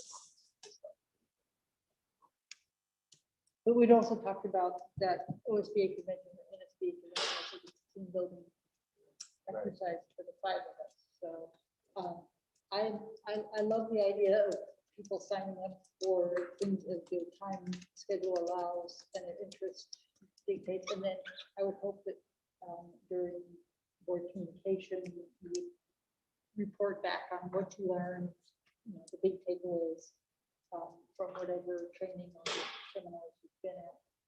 That might be the easiest way for us. But I am still interested in us having some sort of a board team building,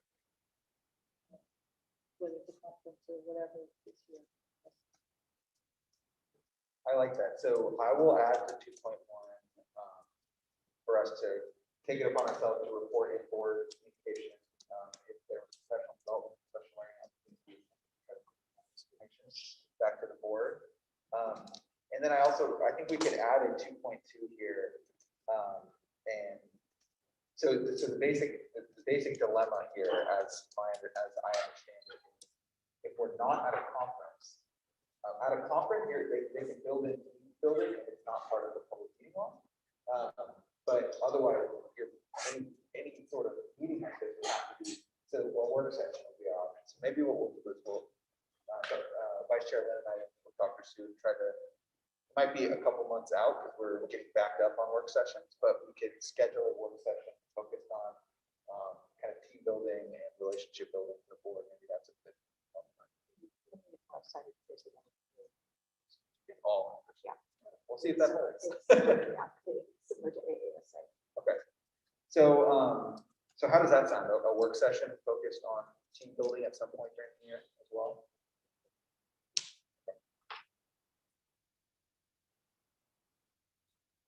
Or it can be an educational topic for us and it's by its.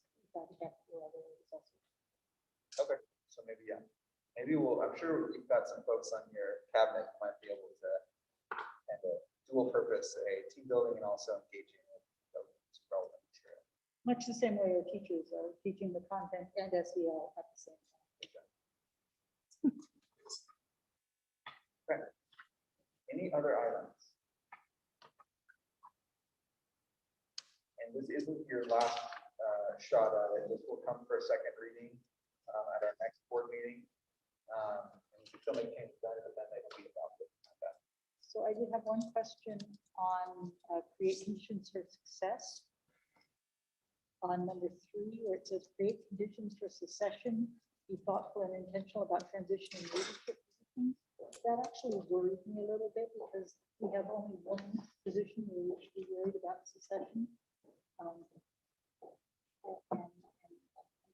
We don't have to do that anytime soon, Well, but this was Dr. C's addition to our. yeah. So I guess I'd like to hear more about the thinking behind it. The thinking here is relative to, the work that we're doing with the policy ACC that has been set, that the broader conversation is that as we move through that implementation, to ensure that this work continues beyond those of us who are here this evening, when that time comes. How do you set conditions? There are opportunities within board policy or in philosophy that set that expectation and what you are looking for potentially in the next set of board members, the next superintendent, principals, and so on and so forth. So it's looking at the system globally. You are correct, you have one employee, but it's really looking at the system globally about how do we ensure that we have built into the system philosophies and ways of bringing the next person on that will take the work to the next level. Okay. Can we maybe just change it, the wording of it just ever so slightly then, so that it's creates conditions for successions and be thoughtful and intentional about systems that allow the successful support transitions. I'm just nervous that the way it's stated now, it set off red lights for me that this is not where it works. It's not my job to say how principals will transitions will be made. So I understand that the systems are, but saying who's going to be the next principal is not understood. Yeah. Yes, agreed. And so you think that that's what it says now? Be thoughtful and intentional about transition. I think it says that now, yes. If it's the systems of those, that's different. But if it's the actual transitions in leadership positions, that sounds like Okay, so what was your suggestion of wording?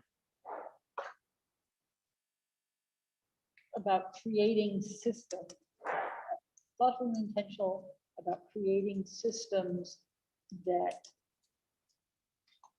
aid transitions. Or continuity, essentially.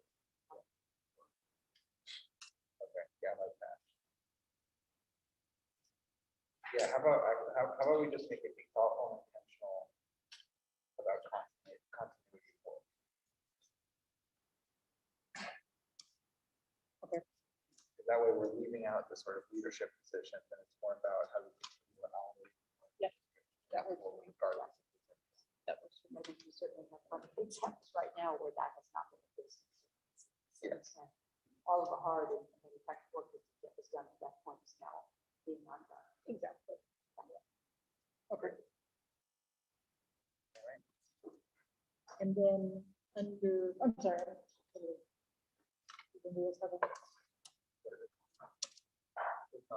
Okay, so then also under hold the systems accountable, under number 3, ensure the board meetings are used as one mechanism to fulfill the oversight function of the school board. If we're not meeting in a meeting, we don't have any authority. And so it seems like that's the only mechanism, not one mechanism. So I'm curious what other mechanisms we might have as a to fulfill our oversight function of the board.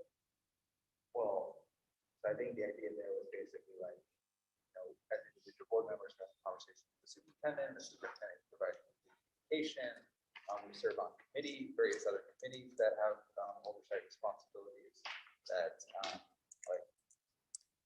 I think the point there, you can't just show up at a board meeting that we're effectively providing oversight to the district.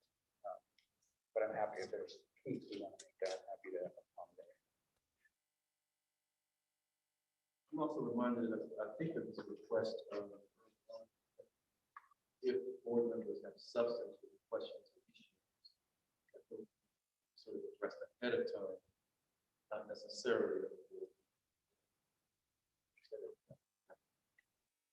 Okay.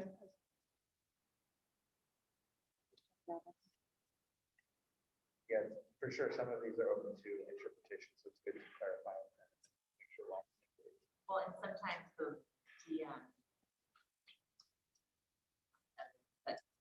the things that show us that we're meeting our goals kind of help clarify. So kind of 3.1, board meeting agendas and minutes will demonstrate board engagement, pursue their accountability. So sometimes what we need to do to show that we're meeting that goal helps and sometimes clarify. Yeah. Like that read on track. Yeah, I didn't write it, so I wasn't. Sure. All right. Okay, well then, definitely feel free to keep doodling on this and make sure that this aligns with your personal views of our board goals, and we'll bring this up for a second read in our next board meeting. And then so with that, we'll move to our next item, the first reading of our superintendent evaluation framework. There's much fewer substantive changes to this one. This basically looks like it did the year before with, I would say, maybe 1 to 2 changes per agreed upon evidence. So some of them you might not even have noticed, but like removed. I think we talked about it actually. So anything on the agreed upon evidence here that folks want to comment on or ask questions or add or remove? And again, this is also a first reading. So. I had one question on the timing of the SIA. We have a general, I told you to that date, but like, what's the timing on that? Typically, that is, we roll that into our budget process. So that would be Director Moore. In terms of us beginning our community budget meetings, that we would probably shoot for February again, end of February, first part of March. Yeah, I think we started with a kickoff. Yes, okay. Anywhere. I'm off by month. Beginning that time. Yeah. So we would have that, be able to observe that process and see the outcomes of that process from from January through. Yeah. So by April, it would be sufficiently completed, that would be important. Right, because the SIA process would also be, is part of that budget process. I'm just trying to juxtapose that with the timeline for superintendent's evaluation. Yeah. We pushed that forward, and I'm not sure if we'll have that. My concern is we're not going to have that final data in time for the evaluation. If we're starting the evaluation. We started March. Well, that's what we talked about. When we talk about pushing it forward so that it's, so that the evaluation process is completed by May, right? I don't think we've had that discussion. But we probably did have that discussion, but this would be actually a great time for us to have that conversation, or at least an outline of it. Dr. Sue, what is your recollection? Well, yeah, to use pieces of data such as the SIA plan, it's either that you won't have complete data set at that point, you won't have pieces of it. You'll still be in process through the community process, determining whether that was an effective use of the SIA numbers or not. What was the logic behind moving evaluation in March? That seems really early to me. We start the process in March, so we can be finished in May, so that we can get the evaluation for June 1st, which is actually supposed to be evaluated. Oh, it's the contract. Yeah, it's the contract language. Basically, if by March, they should signal whether or not you will be wish to go with contract or and specific times just to provide that to the evaluation. I guess it's just then the language is the outcomes, I'm not sure what the outcomes of the SIA plan guidelines, so maybe it's the agreed upon evidence should just be SIA plan status or something like that, progress, something like that. Rather than something standard one. We'll have a good feel for it. Yeah, it looks like it's almost standard one. Okay, so maybe we'll say, because it's also what I'm hearing, and I recall this last year, we don't bifurcate SIA and regular budget. No. Combining. So maybe we should just have budget. Community Look at budget. the SIA. Well, yes, because you also have community, you also have TTSD budget, and that will not be finalized until we're in that. Okay, so let's combine 2 and 3 into progress of the community budget work group. I like that. Okay. Yeah. Then that also probably goes back to superintendent goals still, now that I'm thinking about it. Yeah. I think it's good there. Okay. So does that all make sense? What we did there? That was a lot. And so we will need to, and forgive me, first year as board chair, I'm recalling that Director Fox last year played some sort of a leadership or organizational role in organizing the superintendent Yes, evaluation. yeah, and she and Director Emerson did that last year. So do we need to, I guess we might need to assign a couple board members who are interested in taking. So we don't have to do that tonight, but if you're interested in the process, it's not, I don't think it's a ton of work. It's essentially helping Dr. Sue collate all these resources and ensuring that there's alignment on agreed upon evidence so that it's presented to the board in a sort of similar form. I would say to the point, Director Zerkman, relative to my specific goals that I laid out this evening, probably most closely ties to the map, to goal 1 or relative 1.1 relative to student proficiency. So SIA data, efficacy of data, of impact would tie to that goal, as well as standard 1. Okay. Yep. But I appreciate the way in which we pull those together in terms of progress forward. So, yeah. All right, other comments, questions, thoughts? Okay. Well, then we will bring this back for a second reading at our next board meeting. And with that, we are 2 minutes ahead of schedule. And I will adjourn the board meeting at 9:13 p.m. Thank you, everybody.